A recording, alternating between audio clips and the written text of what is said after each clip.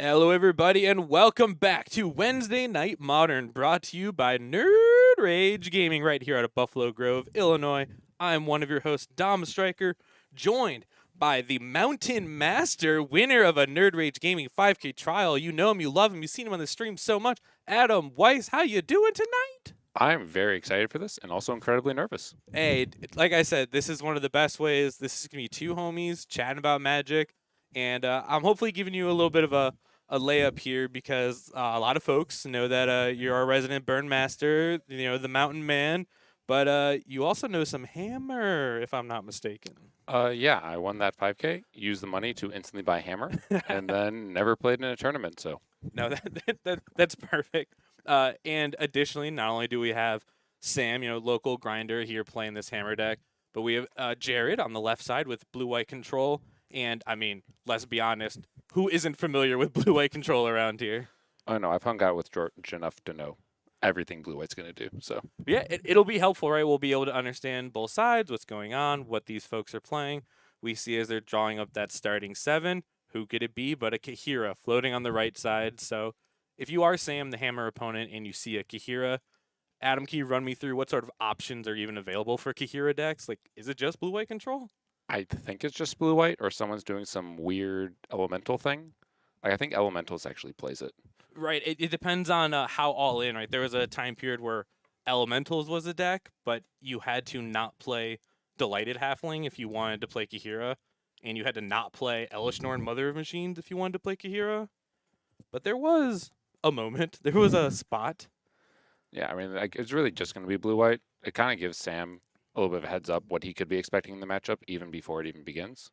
Yeah, that's one of the interesting, I think, ties and like wrinkles to there being companions is, oh, you get kind of this free eighth card, but some of them just signal your deck to your opponent. So if you're at a bigger event like on the NRG series, you can gain information by just what companion they present. Yeah. Like you see Gigantha, you know, okay, it's probably Zoo. You see Kahira, you're like, I'm going to get Leyline Binding. Right? And luckily if you see, say Gigantha, you can also go, oh, there's no force of negation in this deck. Like you can start ticking things off that you don't have to worry about, no counterspell. If you're playing a Gigantha, but Kahira here at least lets Sam know the cards he doesn't have to worry about. Starting off, Ornithopter, Shadow Spear. If Jared didn't know, he sure knows now. Drawing it up, we see here Jared with looks like kind of the classics. I'm seeing the Preordains, a contested card among local blue-white control players. At least 2 fetch lands, so Jared will do a little bit of the damage for Sam, but I'm already terrified seeing this board from Sam. Yeah, I mean, this board can exert some early pressure. Those Ornithopters being very useful to just slam equipment on makes it very annoying to have to spend an entire removal spell on a 0/2. Yeah, especially with this very early turn, Sam getting to steal the play here from the die roll. It's very hard for Jared to use a prismatic ending because there's not really very great targets now. We don't have the mana available for Leyline Binding, so we can't even try to target one of these down when they attack. And Sam gets to just look at us and smile because there's could just be the 1-2 punch next turn of here's my Cigar Zade, here's my hammer. Yeah. Taking some time, chuckling. They're having a good little laugh here. Jared might be nervous, slapped her, worried about what could be coming. And just preordain. If I'm Sam, like that's great. This isn't a prismatic ending on one of my Ornithopters. We're not targeting down my Shadow Spear. You can look for whatever you want. Yeah, seeing Preordain and Fetchland here, I was going to say, like, probably not what we're looking for. We want to see some of those early removal spells. Putting those both away, taking a land off the top, I believe. They drew Plains for turn. It's a very pretty Plains. And one of the things for, playing specifically Modern Magic is some of these cards could be very free for Jared, right? So even though we are playing Preordain, this Stoneforge Mystics searching up probably the namesake card for Sam or a Cryptic Coat if we're looking to go long against our blue-eye control opponent. But it being modern, Jared could still have Solitude, could have Subtlety, could have Force of Negation. All of these tools available that even though they're tapped out, they're never really tapped out in Modern. Yeah, I think actually a little bit more of this than this Stoneforge Mystic. I'm scared of this Urza Saga if I'm Jared right now. Mm-hmm. Urza Saga making 2 tokens and then going and getting something else makes it a 3-for-1. Right. And not only does it add those 2 threats that get bigger and form your constructs that are huge just with your board already, But Sam has already found the Shadow Spear and is partially incentivized to go with the Lava Spur boots and give that second construct haste and just really put the pressure on blue-white control that has to still have maybe their big sweeper at sorcery speed. I wasn't even thinking about Lava Spur Boots. That seems incredible in Hammer, giving so much defense to your targets, making those like turn 2 leyline binding can't happen anymore if you got Lava Spur Boots. Right. And it allows your like backup plan, right, of these Urza sagas, making those constructs. You used to get the Shadow Spear so you could equip it and kind of be ready for the long game. Now you have an aggro line of just get haste, slap it on that summoning stick construct, and go to work. And we see this might just be the plan, holding up mana for this Urza saga. Same understanding, a Hammer Master, that your backup plan of these sagas, that's sometimes plan A against blue-white control. And like I said, Jared doing some of the work for us, already down to 16 based on just what's going on with these fetch lands in our mana base, allows these huge constructs because right now already 3 artifacts in play. So we make a construct, those go up to 4/4s, make the second construct, those go up to 5/5, search for artifact, that's 2 6/6s slamming in against blue-white control. Yeah, especially what's going to be on turn 3 as well. There's no Supreme Verdict coming in right now. I think I just saw Jared look through all 3 near the bottom of his library. Probably very happy to shuffle those, hopefully get those nearer to the top. Yeah, but the question is, if Sam has another land in hand, we're going to have the full mana to make construct, play land, equip boots. So, I mean, we know, or Jared knows that there is a Cryptic Coat in Sam's hand, but that can't be the only thing. And I see Jared holding up, looks to be a Leyline Binding to try to at least interact a little here. I think it's 2 Prismatic Teferi and a Leyline Binding, which honestly seems really good. Like, Jared would be very happy with that hand right now. But we did, in fact, send it back, which means, we lose access to that Teferi, lose access to this Prismatic ending. One of my favorite plays with Teferi is to put it in play and bounce their Urza Saga, kind of remove both their land drop and that value. But instead, looks like we are making sure that we can bind at least something. Yeah, it looks like Sam elected not to make the second token, probably valued having the mana. Right, because we want to equip these boots, and we don't have a land in hand. So in order to have the mana to equip it, we're going to use the Saga to make that mana and still have the other 2 to make plays this turn. Uh-oh. Oh, putting this Cryptic Command. We're going to give the coat. We're going to put haste on this coat. It's going to have Ward 2 and Ward 1. Right. So the interesting thing, unlike Hexproof, Ward will stack. So you have to pay 2 and you will have to pay 1. You don't get to choose to pay one or the other. Like, it's going to be a full 3 to try to interact with this card, which makes it very hard for Jared because now we'd have to have specifically a Steam Vents in our deck to find off this Flooded Strand to be able to binding and pay for this ward. It looks like Sam's attacking in for 4 plus another 6. Right, do the math. 1, 2, 3, 6 artifacts in play there. So that construct, the windmill, attacking for 6 alongside this pumped up coat creature, so coming in for 4. So a total of 10 on this combat rocket again. And Jared might just have to deal with this construct, just fog 6 damage. Yeah, I was thinking Jared's probably getting this Rogan Triumph so they have full domain online. Leyline Binding only costs 1. And one of the best things about playing out a naked Leyline Binding, right, one that hits a token and then sits around, is we know Jared has Teferi. So next turn you could play Teferi, bounce your Leyline Binding, and have access to using Binding all over again next turn. These are things I've never seen Blue-White do. I've never had a game go this long. Right. I mean, Sam doesn't want this game to go that long either, getting Jared down to 11 and still having this Ward 2 plus Ward 1 unblockable creature here. We're going to give it Shadow Spear next turn. Oh, yeah. Start giving it lifelink. So Jared, very intent, very understanding. We can't hit the creature, but we sure can hit the coat. So this way we leave behind the cloaked creature, and we leave it with the boots, but now it's lost the unblockability, and Sam can't start that long game of picking it up and playing it over again. Yeah, I mean, picking up and playing it over again right now, Sam's stuck on 2 lands. It's going to be a very long time before Sam can get that plan online.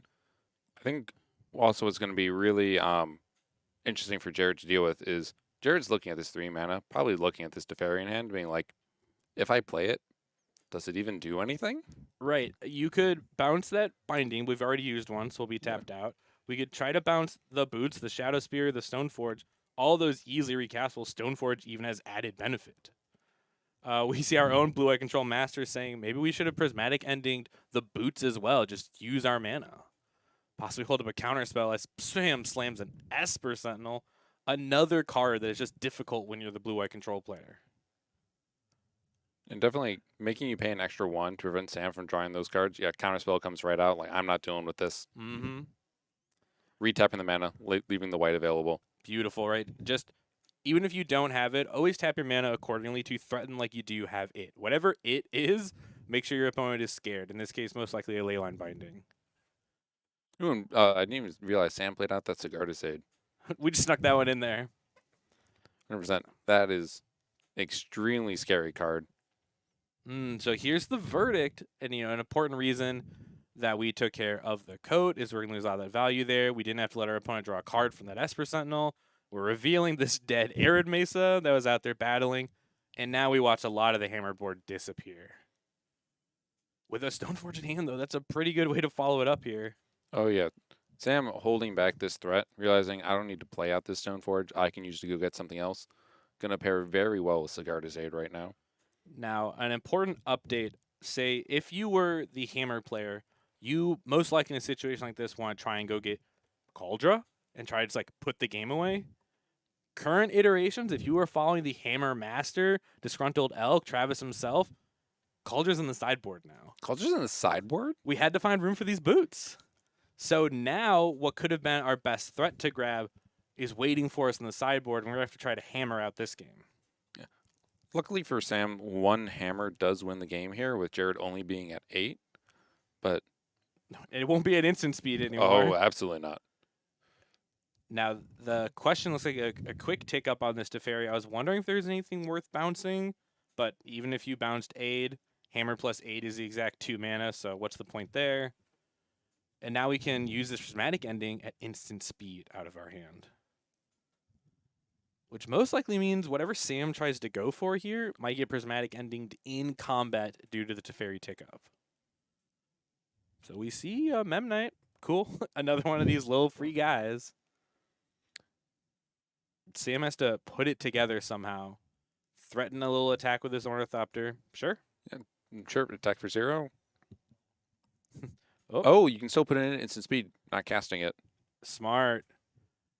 Now the question is prismatic ending, are we targeting the hammer or are we hammering the Ornithopter? Yeah.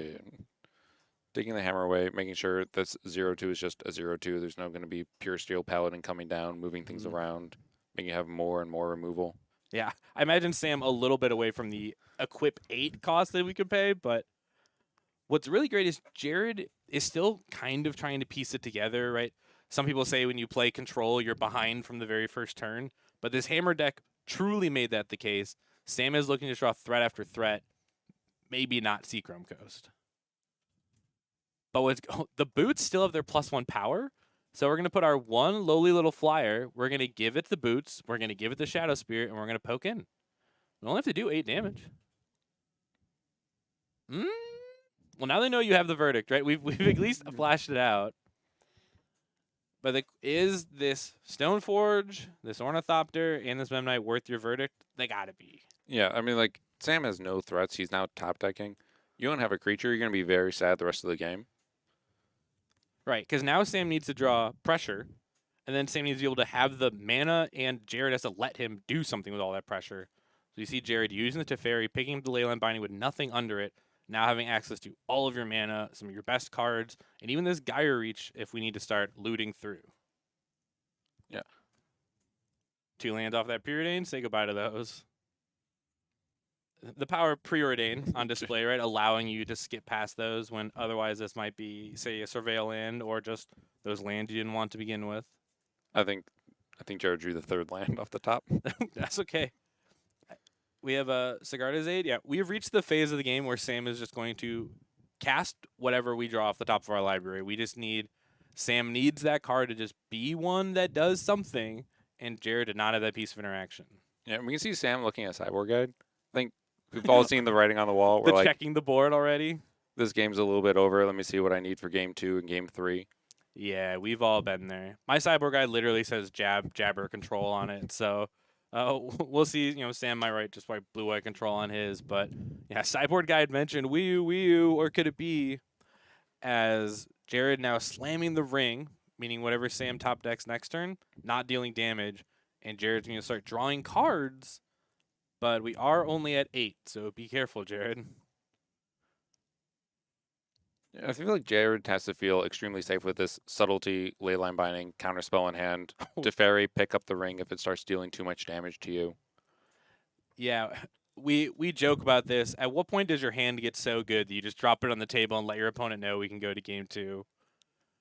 And I think this is one of the hardest parts when you're a player in Sam's position playing against blue-white control is you can like piece together the outs you think you have, right? You're like, oh, if I draw this and I draw this, I can definitely get back into the game. And then the blue-white control player is looking at their hand and going, whatever they draw, I have the answer for. How many of those minutes does Sam need to get back for games 2 and 3 by getting out of this game 1? Oh, now the Narset coming down too with his Gaia Reach Sanitarium. Mm-hmm. Can actually Narset lock Sam out of the game? Or just, I guess Sam has 1 card in hand, so they're always going to have 1 card until they cast something. Until Sam casts a spell, right? That's the hardest part. But Jared's got Counterspell in hand. And picking up another copy of the ring off this Narset, so we're not even, Jared's not that worried about dying to the ring that they do have in play. Jared will go down to 5 and be able to restart. We did use our Gaia Reach Sanitarium to cast that Narset, so we won't start doing the lock just yet, instead of holding up all of our colored sources for this turn cycle. Oh, now Sam's locked. Sam is locked. We've played our land. Now, as long as Jared can put the A+B of remembering that this Gaia Reach plus this Narset can lock Sam out of his draw step, we're going to start putting the real squeeze. Blue-Eye Control player with the ring in play, Narset in play, Teferi in play. Next, we need Solitude and Kahira. We'll fully have the lock online. Yeah, I've seen people play Tron, like Green Tron, and I'm pretty sure those cards together is Blue-White Tron. You just assemble those, you're like, this game is over. Because that means not only do you have those spells are in play. Jared has also assembled Splinter Twin with Days Undoing in hand right now. Now the question is so rude. Right. I don't even know if we need to cast this. Sam already only has 1 card, and you already have 7. Do you need to rinse and repeat? I mean, maybe if you really don't like the cards in hand, but I was seeing Counterspell, Leyline Binding, Ring, Subtlety. That hand's so good. If I'm Jared, I'm not letting this hand go. Absolutely not. I'm going to use this Gaia Reach and start like really, really putting the squeeze on Sam. Oh, we see Jared shuffling the mana? Where's the Gaia Reach going? I think they're going to replay this ring, maybe. Oh, they're at the second ring that we found? Yeah.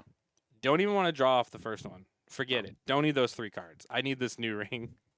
Absolutely. I mean, like, it's got to be so hard for... Oh, and I guess we're playing that Days Undoing. We're doing it in the draw step. So, in the draw step? Yeah, so we're taking both of these cards from Sam, because we get to do this because of our Teferi. So we're going to do the big shuffle. And because of the Narset, Sam's already drawn his card for turn. So Sam will draw 0 off this Days Undoing. So now, because it is here in this draw step, Sam won't even have a draw per turn. Now, fully locked online. Let's say we're conferring with the judge, just making sure, probably about the end the turn portion.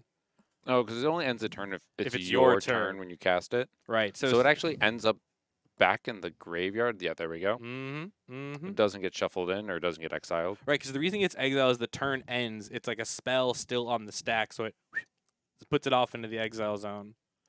But this way, it's available for later. But remember, Sam already drew a card, so Sam is not getting another card. The cardboard in play, as long as we put this lock together with our Sanitarium, will be the only cards Sam has for the rest of the game.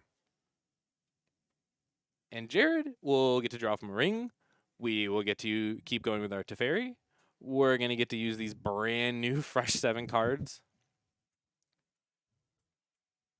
And looks like Sam has passed the turn back. And now it is full takeoff for Jared. See some lands. I saw another ring in there. Prismatic Ending. Solitude. Mm-hmm. Because one of the parts of Legend ruling the first ring, as we put it in our graveyard, we shuffled it back in. So there were 3 rings in there, allowing us to at least draw this one back up. Sam's going to draw his card per turn. Jared's stopping him. Yep. Okay, there we go. Sam, the squeeze was applied. A little more, a little more, a little more. And this is Jared with Blue-Eye Control taking down game number 1. Let's check out those deck lists. So here we got Sam with his Hammer Time deck run through the sideboard. We've got cards like Prismatic Endings, we've got Spell Pierces, Search of Salvation, Failure to Comply, Pithing Needle, Soul Guide Lantern, and 3 Curse Totems. I see you leaning in. Anything catching your attention? I was trying to see what that card Fallen is. Oh, Failure to Oh, Comply. Bailey, So it's an Aftermath card from when they did the Eye of Advent Cat, Devastations. I think. Yeah, the one in a blue is the first part of the card that return target spell to its owner's hand. So it does like the remand reprieve thing. Yeah. And then the flashback or the aftermath part of the card is kind of a silence effect. You name a card and they can't play it for that turn cycle. So this is one of Hammer Time's big tools when you play against like Amulet. You can like counter the Titan and then name Titan so they can't play it for the next turn cycle, which might give you the 2 turns you need to really hammer them. Okay, that makes a lot of sense. But if I'm Sam right now, I'm looking at these Spell Pierces. I'm looking at these Surge of Salvations, being like, give me those. I don't want even to have any threat against me whatsoever. Like, you want to play this counterspell? Pay 2. And the surges allow you to play around Prismatic Ending, Solitude, Leyline Binding, like just making, hey, you cannot touch this, happening through the surges in the main deck as well as these access to ones on the board. I can imagine that between Pierces and these surges, those are kind of the slam dunks. Maybe we want a one of Pithing Needle if something's really giving us trouble. Yep. But it all comes down to hit them hard, hit them as fast as you can, and these Spell Pierce hopefully like the one card that you need to stop interaction to push everything through. Yeah. Also, Dom, I'm a little sad. There's no Cauldron in the sideboard. The Cauldron's gone? I don't see it. Hold up. Wait, not I even do in the see main it for deck? Mori Vault, which is an interesting card. Oh, in the main deck? I told Yeah. Sam not to play this one, but Sam's we're trying it out. This is 3 mana tap, discard a card, then look at the top X for the X's number of artifacts you have, and put one of those in your hand. So it's kind of a super loot that gets better and better the more artifacts you have. Oh, that seems actually incredibly powerful in this deck. Yeah, it's one of those cards kind of like Cryptic Coat. The longer the games go, it gives you kind of that free piece of interaction. Coat's really good because you can find it off the Stone Forges and stuff. Fomori Vault, good because it's in your mana base, right? It's just kind of sitting there waiting for you to get that value. Our players are still shuffling out. Let's take a peek at that blue-white control list if we have it. We looking at stock or full 75? Stock list. So we're just looking at blue-white control might have, right? So this is a good time to take a peek at what your MTG Goldfish stock list could be. Number 1, we know that Kahira is there, like Kahira's going to stay. Access a card like Subtleties, Spell Stairs, Stern Scoldings, Surgical Extraction, additional Days Undoings if you really need to push that through, Force of Negations, an extra Verdict, and Dress Downs. Any cards off the bat that you'd be terrified if you're a Hammer player. Stern Scolding would make me sad every single time. It counters your Esper Sentinel, counters all your little guys, counters your Stone Forge, like whatever it could be. I think it hits literally all the girls in the club out of a Hammer, right? Not a one to miss. Listen, I also think I might bring in even this 4th Supreme Verdict. Just anything to get rid of those giant tokens. Maybe even a Dress Down, possibly 2. Because we said at the beginning, the card that is the hardest for Blue-Eyed Troll to beat is Urza Saga and its resulting constructs.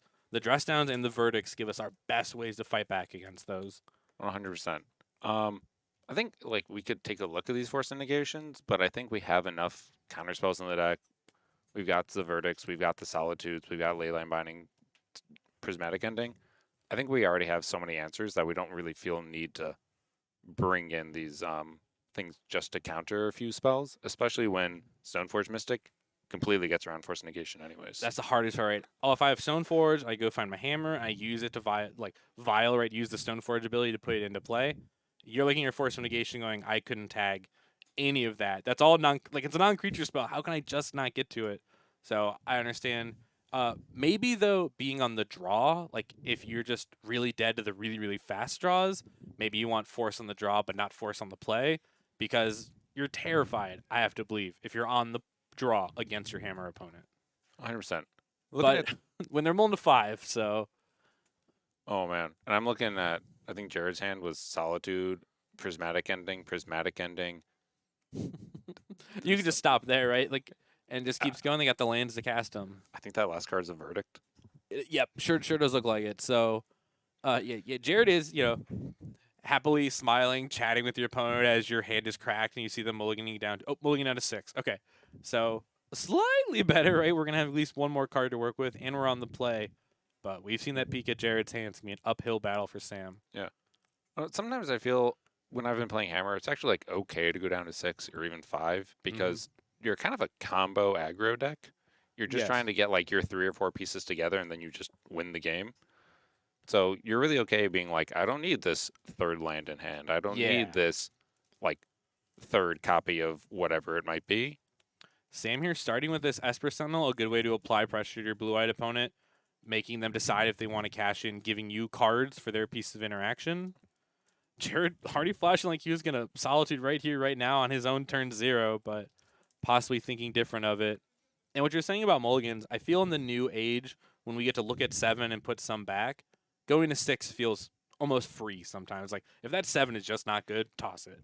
100%. I've done it feels like I'm like cheating in math when I'm on the draw and I'm looking at my 7 to spend. I'm like, I get to draw up to 7 on my turn 2. It's free. It's free. Yeah, especially when you're on the draw, right? The mull to 6 feels even more free. Yeah. But we have Jared here playing our fetch, passing it back. Sam continuing to apply this pressure, getting our Stoneforge Mystic. I have to imagine on the hunt for the coat again. A great way to just really try to push through blue-white control. Yeah, I think also one of the things that I didn't like as much playing Hammer is I feel like everything is kind of like telegraphed. Like right now, Sam getting this Cryptic Coat tells Jared, like, I probably don't have Sigarda's Aid in hand. I probably don't have Pure Steel Paladin in hand because I'm relying on this to get through. I can't just like put in a hammer on my dudes. Right. Or your hand is so good, they're like, well, I'll just go get the coat with this. I've got the rest rolled up. And the only way to know like which case it is to go about another turn cycle and just see what's going to happen. Jared here grabbing an Undercity Sewers, getting that Surveil on. These lands are so good that somebody on this casting team played 2 in burn. I'm not saying who, but you can figure it out for yourself. Honestly, I would 100% play 2 again. They feel so good. It's basically Time Walk. Everyone knows this. Everyone knows the Surreal lands are basically Time Walk. And if you don't believe me, every time you mill a land that you don't want to draw, you'll feel it too. And every time you turn 1, put a Trax in the graveyard, you'll feel it too. And sometimes it's Time Walk, sometimes it's Entomb, sometimes it's both at the same time. Yeah. Sometimes, I was just wondering, so Jared here, because we opted to get the Undercity Sewers, not access to white mana based on how our hand works out, while being able to hold up Counterspell, right? We have to choose between the plains or the island in our hand. We're choosing Counterspell over some of our white-based interaction. Because, yeah, it looks like a grip full of cards, but the only land remaining being the plains. Are we taking out the Supreme Verdict? I guess, we don't have the double white for it, so Yeah, it might we're be far. really hard. It's really hard to cast it. Sam does get to... Oh, Sam... Oh, right, it's only non-creature spell. Which usually would be all of the ways that our opponent would interact with us, but this time being able to sneak through that Solitude and doing it at sorcery speed on our own turn so that Sam could not have their Surge of Salvations, Pierces, like whatever to try to interact back with, and Sam being able to use their Stoneforge and get this coat into play, while Jared had a little bit of shields down. Ooh. Actually, getting that Undercity Sewer, having access to the black mana, making Prismatic hit something for 3, right, taking out third color. Cryptic Coat. Ooh. And I wonder, I'll have to look at Jared's deck. I wonder if we had access to something like a Rogran Triumph, but it's so hard to pass up the value of getting your Surveillance because, boy, oh boy, they're good every time. Yeah, I was actually thinking about the Mystical Archive, or not Mystical, whatever. The Meticulous Archive? Meticulous Archive, yeah. Going for that blue-white land so they could have access to Prismatic Ending, but waiting for it for turn 3 seems to have really paid off. Yeah, and it looks like Jared might be playing a Steam Vent, it seems like, over the Triumph. Untapped mana is still going to get you there most of the time, so that's why our mana is shaking out the way it is. Oh, no, I think they played Rogran game 1. Well, catch my eyes not being able to find them. One thing I'm really excited for is Sam has this Sigarda's Aid out now. It looks like this Prismatic might be targeting the Sigarda's Aid. If I'm Jared right now, I am very scared of a hammer. Oh, we don't have it. Oh, we don't have a hammer in it? But we do have the failure to comply, like we talked about before. But Sam's going to let it go, our counter magic being just too important. I think think Sam was also probably looking across the table and looking at Jared's double blue untapped, just sitting there menacingly. Right. Am I able to push my counterspell through seeing and knowing of your counterspell magic? And Sam not having the mana to fight back twice, nor having the cards, but knowing blue eye control just might. Every time I see, Every time we see. sorry, every time I see an aggro deck, end of turn, crack a fetch land, get a tapped shock land, I'm thinking like, we should be playing at least one surveil land in this deck. It's so hard, right? When you are the aggro deck, you're like, there's no way it can be right. Then you just have all these turns and moments where you're like, wow, I wish I had one. Sam in the blind here with this Pithing Needle. I gotta know. I gotta know. I feel like we have to be naming Teferi. Or maybe the One Ring? Or the One Ring. Do you want to stop the possible piece of interaction or stop the ability to just take buckets of cards? I have to imagine it's so hard for Hammer to push through the ring to begin with. That's even harder to push through them getting a whole bunch of lands. Or lands, extra cards drawn. So it could be a blind name on the One Ring. I'm also even thinking, like, if I'm Sam right now and I'm looking at the fact that we pitched a Supreme Verdict, that's such a valuable card. Yeah. It makes me think, like, they have 2 Supreme Verdicts in hand, and they pitched one of them, like... Yeah, they must have another in hand, right? Yeah. There's no way they don't have another one. And, like, if they're going to Teferi, and then uptick Teferi and cast another Supreme Verdict, that's what lost me the game 1. Mm-hmm. Stoneforge Mystic doing not what Stoneforge does best, actually getting into the red zone, just trying to apply pressure. We've got a 3-turn clock. These are the toys that we have. Yeah. I was going to say, I haven't even noticed. Jared's down to 9. Yeah, we're just pushing. Every turn, just throwing this 2-2 at our opponent. And Jared's looking at these counterspells in hand being like, oh, they don't kill creatures. They do not. We're cashing this Stern Scolding while we can, right? Allowing us to hold up the copies of Counterspell if future problems show up. But if you have a target for Stern Scolding, use it. Don't need to use our card with the least amount of options. Stern Scolding not hitting most of the other cards, the non-creature ones.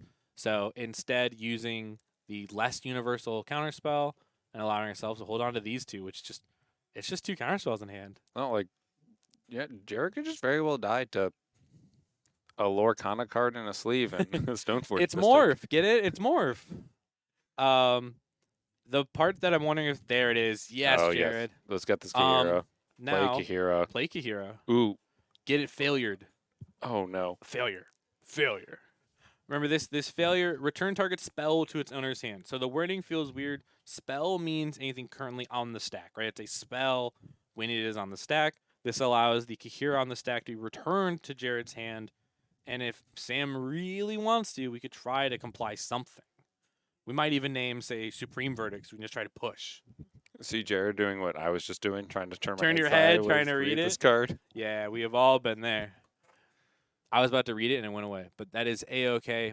It'd be interesting because Sam pushing for 3 here, putting Jared down to 3. I might cast Comply and say Supreme Verdict. Like, please do not get rid of these. I need to push. Jared with a hand of 3 counterspells picks it up to just the little guys trying to beat in. And we get to go to a game number 3. Blue Eye Control felt incredibly powerful, but just the little guys out of Hammer just poked in over and over again. Honestly, that game, the fact that we just got in for 2 every single turn with a Cryptic Coat that was gone. Yeah, the coat was gone, but it left behind the creature. Honestly, that might sell me on Coat. One of the things I used to love back when I was playing Standard, when you could play Rally the Ancestors, one of the big self-mill cards was Satyr Wayfinder, right? My all-time favorite Magic card. Just a 1/1 that mills you for 4 and grabs a land.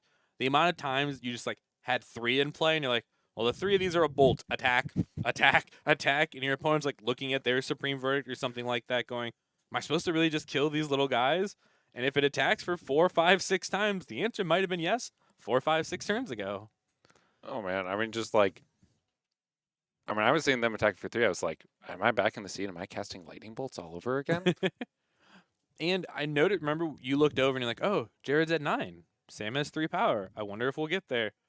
Jared draws a counterspell. Jared draws a counterspell. Jared draws a counterspell. And those just plinked in. Little bits here and there. It all adds up, right? That's the part especially, and the not giving up when you play against Blue Eye Control. It can feel so, like, defeating when they just, like, counter your thing, exile your thing, verdict your board. Sam, like, hung in there, put his creatures in play, attacked with them. counterspelled the one blocker in that Kahira and just pushed. Yeah, I mean, like, that failure to comply, I think really, like, got Sam the game there. Just, I mean, like, Jared was like, my hand position is so bad. I have to cast a 6-mana 3/2 right Yes. now.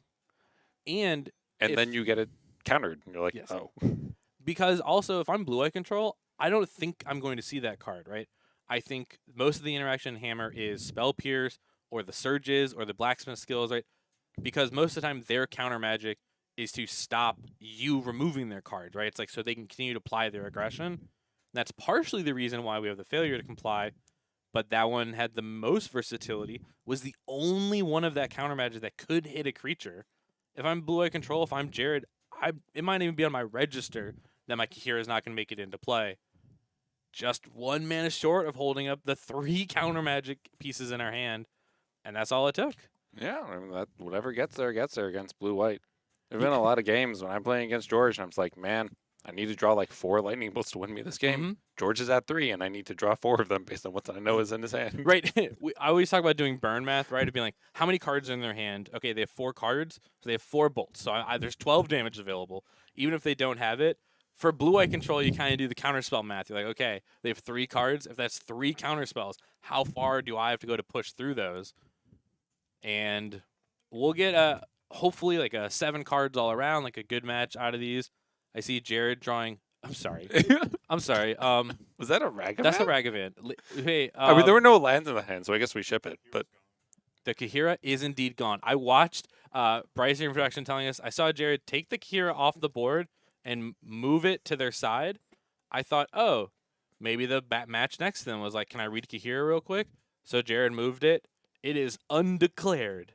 And yeah, remember the list that we looked at earlier? That was a stock list, something that we just saw. We're going to throw it up there, make sure that we can see the blue-eye control list for the folks at home. But Jared's getting some spice. Not only did I see him draw Ragavan that opening hand, I also saw Dress Down. So we at least have the piece to fight back against how difficult Saga is for us. We also brought in Ragavan. Now my question is, my opponent has Memnites, Esper Sentinels, a bunch of little things in their deck. If we even draw the little guy, are we able to push it through? Interesting choice from Jared, putting down the Supreme Verdict on the bottom. Well, I guess also looking at their hand, I saw, oh, that's Spell Snare. Oh, yeah. So we're looking at 4 pieces of really cheap interaction in 2 lands. I think the Verdict goes because the rest of that hand you can cast, right? All the spells there are good to go. You've got those 2 lands. I think one is an Archive, which Jared might be using to find the 3rd and the 4th land. So it's hard to hold on to the Verdict when you're already kind of 3 perfect draws away from it. It looks like Sam now going down to 5 cards. This is Sam's curse. I don't know if you may not know this from being out in the field, but Sam will probably yell at me. It'll probably be coverage's fault. This is just how it feels to play the deck on camera, I guess. But Dom, when you're mulliganing, do you put the cards you're keeping in a pile face down, or do you? Okay, Habib and I talk about this every time people are mulliganing, right? So I am in my hand is the cards I'm keeping type of person because I'm planning the cards that I'm about to scoot to the bottom, right? I'm like setting them down to scoot them away. And most people seem to be, I never know when I see an opponent mulliganing when they're like putting cards down, and then they put down like 3 cards on their mull to 6, and I was like, oh, you must be a counting the keeps sort of person. But I can't do that. I want to see the hand with the card missing, right? I want to be able to look at the 6 if I had put that card in the bottom and seen what it looks like. Yeah, I'm 100% the same way. I want to look at my hand, see what's valuable in it, and then I'll spend another 30 seconds just like scuffing my card on the playmat back and forth, being like, is this really the card I'm putting down? We see Jared here playing out the Meticulous Archive and surveilling away a Stern Schooling, a card that's very strong in the matchup because I believe we're on the hunt for lands. Looks like we cleared it to get that island. Surveil lands are so good. I promise everyone, you can find room for 1 in your deck. I've played as many as 4. Just put them in your deck, people. It's so good. I'm playing 2 in my Legacy deck, all right? Like, these cards are very good, I promise you. And it is not lost value to get a Surveillant, look at the top card, and keep that card, because that means you've looked, you know that the top card is a card you want. Oh, 100%. When I was Sean Gallagher at Mini in Legacy playing a Thundering Falls in Delver, I was looking at that and being like, I want Thundering Falls in my Yeah. deck. Now, the important part, remember, everyone, when you're building your mana bases, is it's sometimes worthwhile to play them over a spell to go up a land slot, because it is hard, right? You are adding a tap land into your deck, so then you can kind of rationalize yourself when you draw it that this would have been a spell. The spell it casts is put this land into play, surveil one, right? But Yeah. the spell it casts most of the time is, oh my goodness, all of my fetch lands all could have surveil one written on them. Now we have Sam setting up the double hollowed fountain. Our Esper Sentinel was dealt with, but Jared sitting back on double blue. Who knows what that could possibly be for? Sam needs to start trying to slam some threats. I think Sam's hand is Spell Pierce, Hammer. I think it's the second Hammer. Okay. And Sam looks to be drawing a lot of lands right now. Yeah, this is kind of the other half of Sam's curse, is the mold a 5, keep a decent one, find all the lands. So I don't want to put anything on him.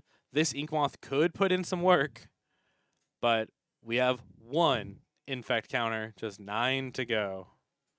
Love that. Good choice. We'll leave it right there by the life total. So that floating die, if anyone's just joining in this moment right now, that is 1 point of infect on Jared. I'm also feeling really good about drawing this Teferi right now. I kind of want to just slam this. Absolutely. Yeah. Uptake.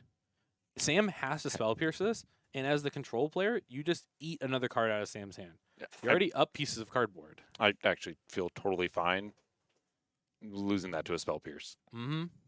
I would feel even more fine if I knew just how many lands that Sam had drawn. But now we have the big score alternate frame Fomori Vault. This one I talked about before that kind of has this super loot to it. But remember, you look at the top X or X number of artifact you control. Currently, Sam controls 1-ish artifact. Maybe 1. Right? Because we need to animate this Inkmoth Nexus. We're using it right now as an attacker. But if we want on our turn, we could animate it using itself, use our remaining 3 mana in the vault to literally loot. Drop 1 and pick up 1. So not even loot, we'd rummage. We have to lose the card first. But Sam might be in a spot just that desperate. Dress down. Okay. Okay. We're going to use this dress down. Make sure that the Inkmoth hits for 1 normal damage. No, it just becomes a land again, doesn't it? Does it even do damage? Yeah. It loses a billet. I don't know. Dress down is the hardest card in the entire world to know the ruling for. I was actually thinking, does it go back to being... I guess it stays a creature because we're solituding it? No, this is the ruling I do know. We're pitching and putting the Solitude into play. Solitude has no abilities, including the need to sacrifice to the Evoke. We're just going to keep this free Solitude. The Solitude is entering as blank cardboard due to our own dress down. This is kind of the blue-white scam. Because now it's just a 3-2 blocking a 1-1 no ability. Well, it looks like we are blocking, so I guess Inkmoth does stay a creature. Yep. We're blocking it, so it must be a 1-1. It looks like Sam is elected to discard a hammer to draw a card. Maybe we have Forge Anew in hand? Oh, Forge Anew would be so good. Forge Anew would be absolutely crazy. What's very hard for blue-white hammer is one of your cards that is the most impactful is Cryptic Coat, but almost all of Jared's removal is exile-based. So when you draw your Forge Anew and wish to pick up your coat again, it's an exile instead of in your graveyard. But Sam finding the Urza Saga right after Jared spent their dress down. Jared, yes, Jared. Jared is dashing a Ragavan Sam, in blue-white Sam, control. make a face. Yes, Sam, good face. Good face, Sam. That is how I felt when I saw it too. Sam being like, oh, that's why there's no... Oh, and hits you the hit the coat. coat? How dare you? Oh. Just of all the cards that you could hit off this Ragavan that you're sneaking in there, you were sneaking in there and getting a Cryptic Coat. Unbelievable. This is kind of like if you've ever played like an interactive deck against an interactive deck and they have Ragavan and they hit with their turn 1 Ragavan and reveal your 3 fairy and cast your 3 fairy against you while you have like a tap land in play and you're like, this game is over. If I'm Hammer and they just stole Cryptic Coat from me, oh no. Oh, and they're casting it, the disrespect. I would. Absolutely. 100%. I mean, 100% I would as well. It is... And now Jared gets to attack with a Preordain or a Counterspell or whatever is face down for them. Another Urza Saga. This might actually be kind of too little too late for it. Sam's Yeah. at 8. Jared's at 23. Stoneforge? And they Ooh. just took the coat. So our options is not coat, it's just the hammers. It's hammer, and you don't, like, maybe you're thinking, I was going to say, maybe you're thinking Lava Spur Boots or maybe Shadow Mhm. Spear, because we are at Mhm. 8. Oh, wait. We can make construct, play boot, equip boot. If we wanted, we have exactly the amount of mana for that. But Sam, taking the boots back real quick, has not fully made a decision, grabbing this hammer instead. Yeah, we're going to need to find some way to equip that. Actually, we're really close to 8 mana. Oh, the doing it the hard way. You're not wrong. And Yeah. we're keeping it in hand. We're not putting it into play to allow ourselves to get that 8 mana. It's more impactful in our hand. Oh, because, right, Stoneforge Mystic just came to play. We do need another turn cycle. I think this Stoneforge might. Are you going to block a Ragavan, my friend? How is Sam the one at 8 and Jared's at 23? And probably make this token block the Ragavan. We Oh. might double block it, try to play around any removal. Or we're just Oh. trying to preserve our life total. We are at 8. Yeah. And our Blade opponent's going up to 26. Kind of just trading off the cardboard that we have. Oh, Sam, I think, left the boots in their deck so that when this saga pops, they can go get it and kind of save a mana for themselves while giving them access to hammer. Oh, that makes a lot of sense right now. Sam, these Sam, sagas going to 2, yep. going to 3. Most likely just making an army.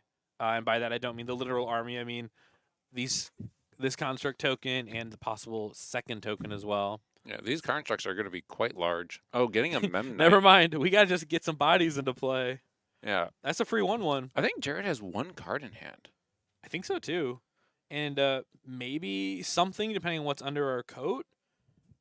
If it's a Solitude or a Subtlety, might be something worth flipping up. But if we do just have the 1 card, Oh, no, we have 3.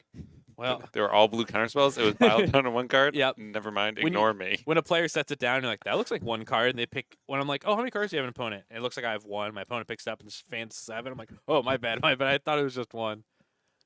Sam doing what he said, trying to put this all together. If I'm Jared right now, I'm also looking at this fetch line being like, I can go get Undercity Sewers. Yeah. I can cast Time Walk. Yeah. 2 hammers, put them into play. Sam has 1, 2, 3, 4, 5, 6, 7 mana in play. And Sam drew another Urza Saga. Okay, yeah. We have it in play. It's on mode 1. We're just going to have the parade just continue. Make these constructs, get the cards out of our deck.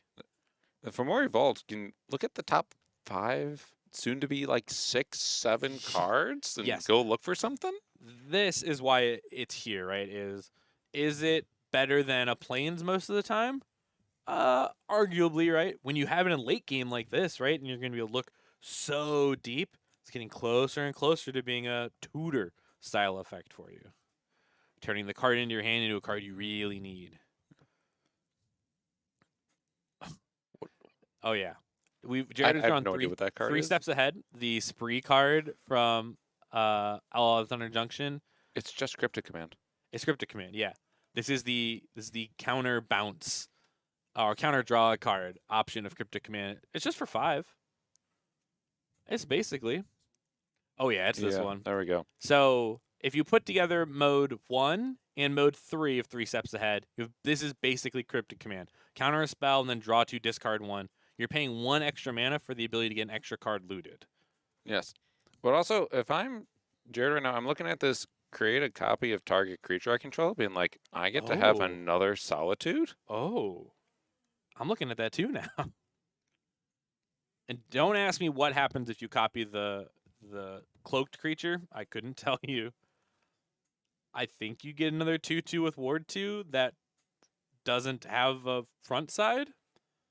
But who knows? The Solitude's a much better target anyways. 100%. So that part isn't the most important, but it's kind of the often underutilized part of the 3 steps ahead that might come up here to just turn the card into another Solitude as Sam searches up them Lava Spur boots. Yeah, I'm also looking at Sam now being like, I was at 2 with no creatures in play, and now I have 3, 7 7s, But we don't have lifelink right now. The 4 unblockable 8s. creature is going to kill us. Oh no, We do not have the spear. We did not grab the spear. it doesn't have. So, Sam, are you going to kill? Are they dead? 1, 2, 3, 4, 5, 6, 7, 8. These are all 8/8s. They're all 8/8s that can attack. Because he Now- can put. Oh no, one of them Yeah. can't attack. One Yep. of them can't attack. We're We gonna be- made 2 this turn. The second Jared makes another Solitude, we're going to be very short on the number of damage that we're going to need. And Jared's going to have 2 blockers to be able to clear almost everything going on here. Jared using the surprise second mode, one that blue-white control players probably didn't really look at when looking at the card, being like, "Oh, I can Uh-huh. just."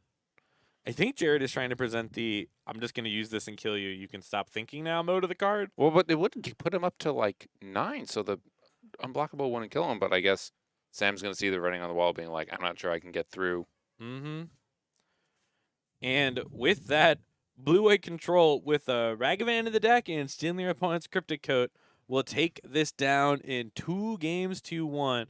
I assume our backup match is long gone. The backup match is indeed long gone. We're going to go through some stuff just real quick for y'all folks at home. If you're looking to pick up any of the cards that you're seeing displayed here, you can go to nerdragegaming.com, pick up all those singles.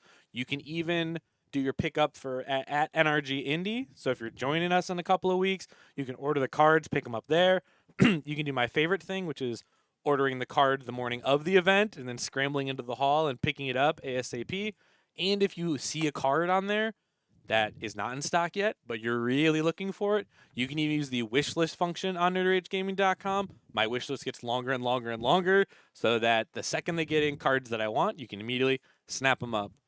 With that being said, we are going to throw it to a quick commercial break. We will see you all for round 2 in just a moment. Don't go anywhere. Bye-bye.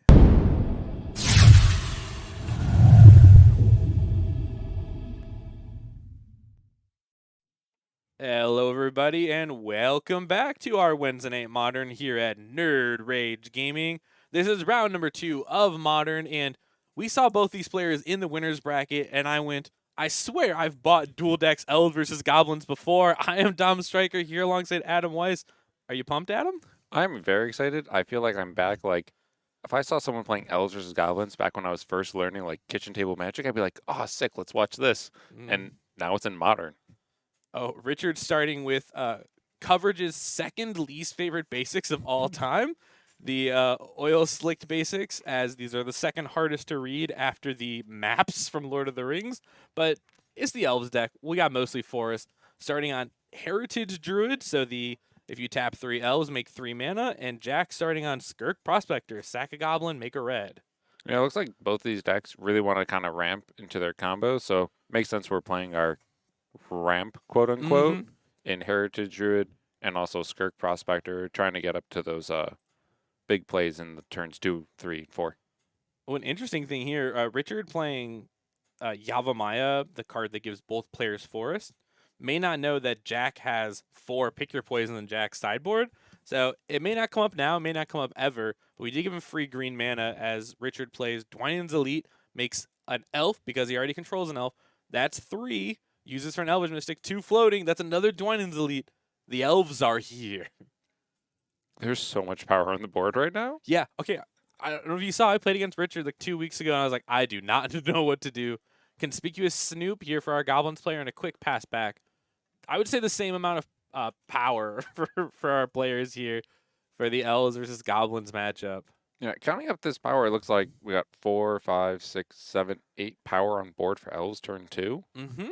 And if Richard can find either his Azuri Renegade Leader or the Elvish War Master, both of those have activated abilities for overrun style effects.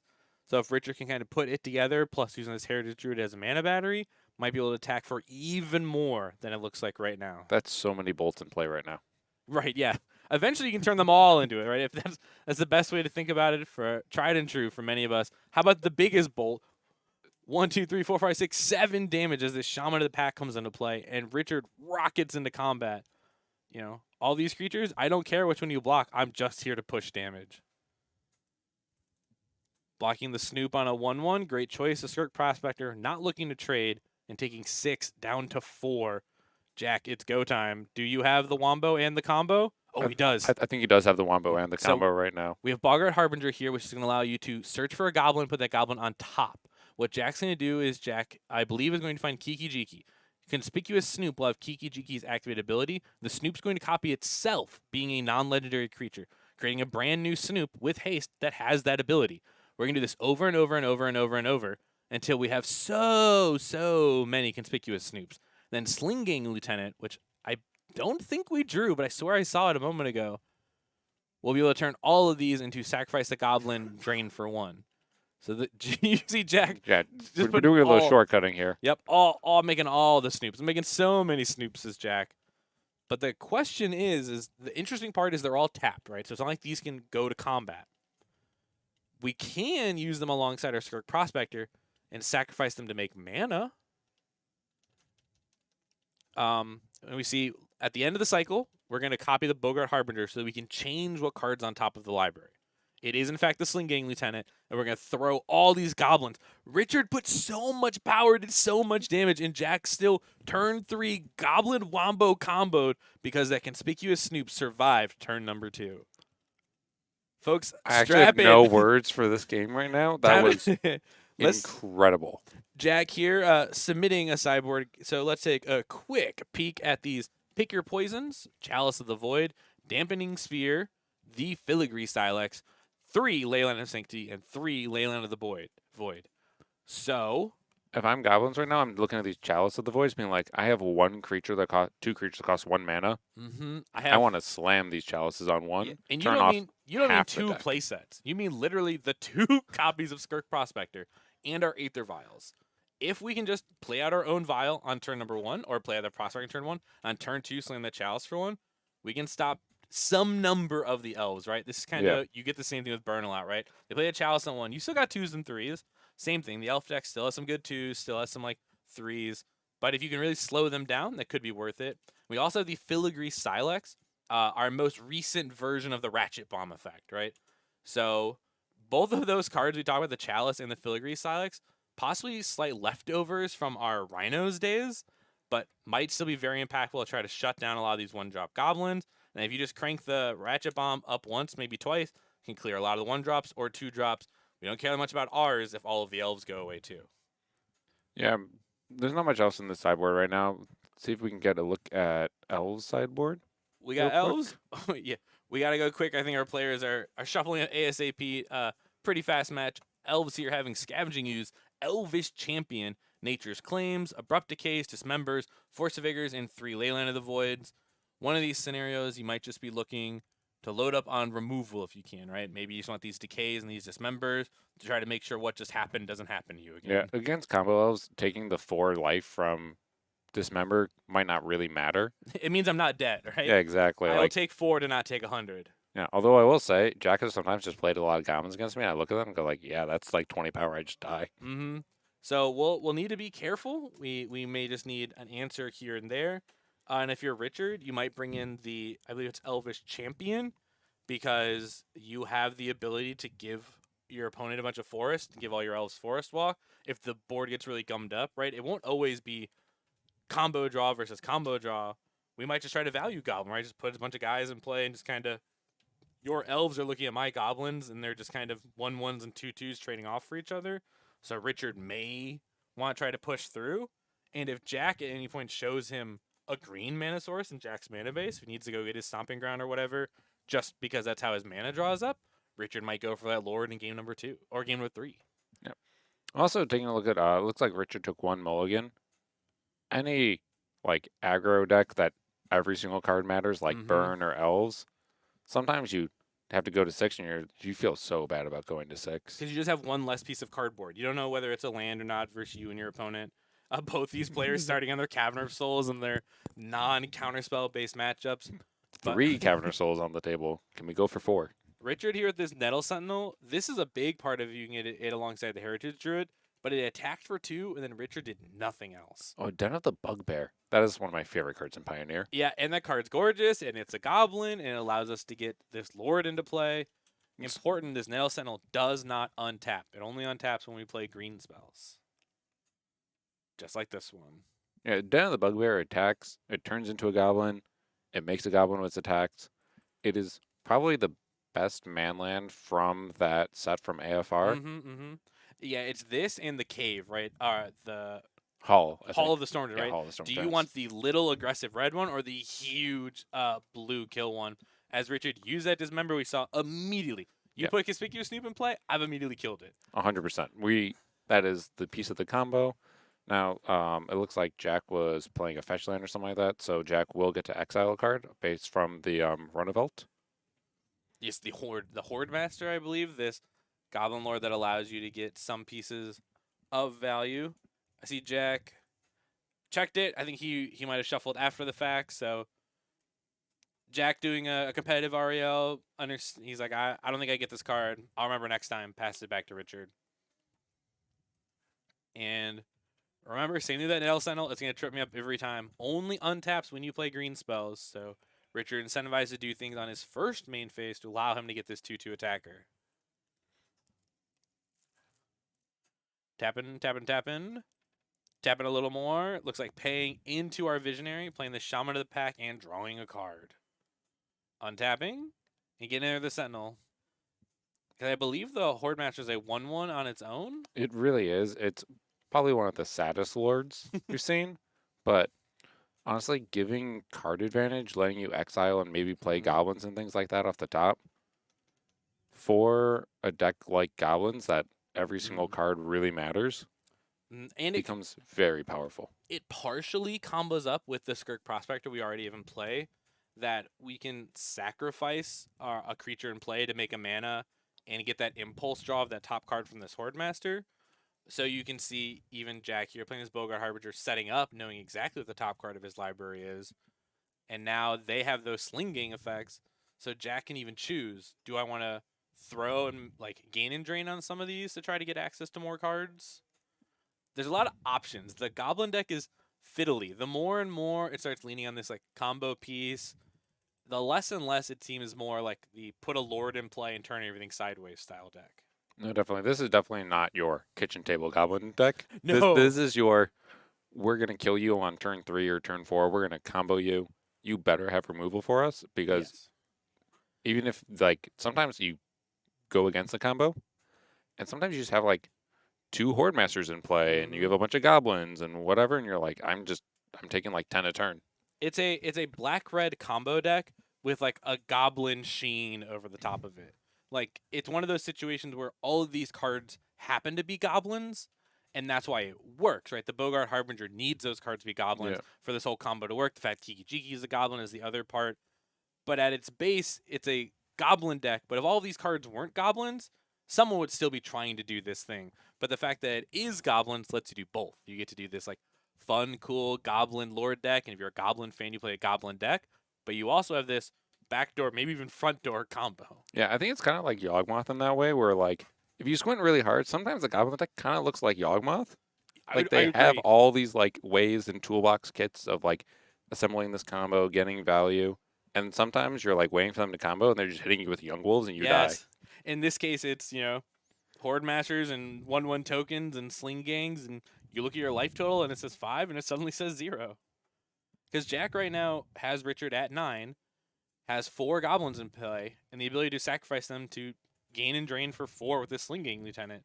So Richard's kind of at 5 the second Jack wants him to be. 100%. I think one thing that can really save Richard right now is this Lord lets you pay green to draw a card every single time. If we get to untap with this, I forget the exact name of the Lord, but it taps itself to add a green mana for every single elf you have. This Elvish Archery we just played here. That's going to be so much mana to be able to cast so many spells with this. Yes. But what Jack gets to do here in combat is block with these little goblins and then sacrifice them to gain and drain after they've already blocked, right? This is when you get in like the real nitty gritty of like how the stack works and how blocking works. These creatures are declared blocked even if these goblins go away. So that allows Jack to block with them and throw them, but not take any of the damage from combat. And now putting Richard down to 8, giving himself a slight life buff for Jack, going up to 10. And still a couple cards here in hand to try to fight through what's left. I'm not sure what the stats are on the creature in play, but I was actually thinking if we attack with this Goblin Guide and or the not the Goblin Guide, the Den of This, the Bugbear, oh yes, that's 4 damage with the Den of the Bugbear. and you can throw both of them, right? They're Plus both throwing them, goblins. like might have been enough to get there. Probably not though, because we have the Yeah, we have the ringleader blocker. on, and we have a ringleader up here on exile from our Horde Master. That it looks like Jack is debating using our 4 mana to get that in play. It's a 2/2 haste, draw us a couple of cards, hopefully. Same deal, right? Just drawing cards that happen to be goblins from cards that happen to be goblins, but getting Patcholic Mons in play instead. This is the Goblin Blood Artist.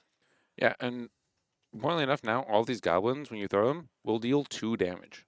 Oh, Because okay. Basilisk Bonds deals the damage, so when a goblin dies, so like this conspicuous Snoop is gonna deal 2, heal 1. Oh, and the part I completely forgot. There's a Kiki Jiki on top. This Snoop is a Kiki right Oh now. no, is it Kiki? That's Kiki on top there. So, I believe the second this Snoop is Not summoning unsummoning sick, we dead. I believe Jack is setting up to kill in upkeep. The question is will we get there? Richard making mana, using this Arc Druid, adding 6 mana, activating the War Master, giving the squad +2/+2 Death Touch. Jack taking a peek at his hand and seeing, can I survive here? Remember, this Lord, the Elvish War Master, gives +2/+2 Death Touch, not Trample. So Jack can do the same trick we did from before of throw a creature in front and throw it. Richard's just doing the most that we can. And the question is, can Jack survive and then try to kill in this upkeep? And it looks like we very quickly blocked and through. And he's saying what you just said, right? Pointing 2, right? This will deal you 2, but I will gain 1 each time I go through this. Getting rid of both of those. And Jack's going to untap in our upkeep with our Kiki on top. Yep. There we go. Good stop. This allows us to, now we make all these snoops. Oh, yeah. We're getting out all the tokens for this. That's what the fun way to do it, right? So just throw every token you brought with you on the table. And then at the end of the combo, we have this tapped Snoop. And the question is what is the cards Jack has left to work with? Do we have a Harbinger? We can just cast the Kiki. What does that do? What does that mean? So we're going to try to piece this together. We have all these guys. Our Sling Gang was lost in combat. Our Patchlick Mons was lost in combat. There's important pieces. We're going to try to piece it together from what we have here. Remember, in order to do the loop that we just did, all of these are tapped. Each Snoop, when it comes into play, taps and uses ability. Then it taps and uses ability, taps and uses ability. So we have quite a lot of tapped Snoops. Realizing that it's just not quite enough, we're down that Sling Gang, scooping it up to these Elves, and we're on to a game number 3. Yeah, really seeing the power of that Archdruid, just making so much mana for a single creature, allowing it to single-handedly turn on Elvish War Master. Mm-hmm. What if I Such a told problem. you pretty soon that card's going to cost 2 mana, not 3, when MH3 comes out? Priest of Titania reprint into MH3. So the least important part of Elvish Archdruid is that the squad gets +1/+1, right? That's what you're paying the 1 extra mana for. But Priest of Titania being reprinted, MH3 is just your 2 mana tap for every elf in play. So we're going to be able to get that down whole turns in advance now. That sounds incredibly powerful, and I'm very glad I play Lightning Bolt. Right. The Elves fans are excited. They are looking forward to getting Priest of Titania. Fortunately / unfortunately, well-known Magic streamer Aspiring Spike is an Elves fan, which means the deck will be built, the Priest of Titania will be put in it, the Elves player will know that they exist again, and we will definitely be seeing more Elves. So if you like Elves out there, Priest of Titania is coming. I recommend picking him up. It is beautiful Rebecca Gay artwork, so you could do worse things with your money. And you can get them at nerdragegaming.com if Priest Titania is for sale. And if you want to beat that deck and you want to play blue-white control with 4 Supreme Verdicts in the main, you can also pick those up at nerdragegaming.com. Right, same deal. If you're a Supreme Verdict gamer or if you're a Priest Titania gamer, all can be available right here. Beautiful updated slide. Look at this. Force of Negation, Triumph, Wandering Emperor, Orcish Bowmaster, 4th Aerolingus. You can get this Wandering Emperor and then go to an NRG series event, get your Sean Gallagher Samurai token, combine it with your Wandering Emperor. You got a stew going then. What we need is for some of our local legacy players who play that 4th Aerolingus, so we can get our own 4th Aerolingus tokens as well. I was literally just thinking, I was like, and at worst, you could use the Sean Gallagher 2/2s as your 4th Aerolingus tokens. Or if local legacy weapons and legacy grinders out there win an event, maybe we'll see a 4th Aerolingus token as Jack. Slamming the Cavern of Souls that was oh so impactful game 1, getting these Aether Vials, and Richard starting off with a fetch, doing a little bit of Jack's work for him. Yeah. These Aether Vials are so powerful in these creature decks. They're basically mana doublers. So we're talking about Priest of Titanium making a lot of mana. Aether Vial, I mean, it doesn't like make mana, but it makes mana. Yeah, in the same way, people are talking about how the new Jace Reawakened like makes mana, right? It's like, well, if I play a 3-drop for free, it made me 3 mana. Same thing here, right? Vial will get you a free 1-drop, then a free 2, then a free 3, then maybe another free 3, another free 3. Right now, it's already paid for itself, right? Yep. Jack got this free 1/1 and spent 1 mana on Aether Vial. So every single creature that this Aether Vial puts into play from here on out was free. It's just this Aether Vial making mana. Yeah. Also, use the Skirk Prospector we put into play, sacrificed it, made a red mana, put the Skirk Prospector on top of our library into play. Basically also drew them a card. Yep. That's the thing about this Snoop is not only is it a combo card, as you see Richard prioritizing getting rid of it, it is also a card that lets you cast those cards off the top. So the combo is kind of twofold, that those cards on top are available to you if you'd like to cast them, if they're goblins, but additionally they become combo pieces when they're there. So it's a nice little column A, column B card that really helped this goblins deck fight back.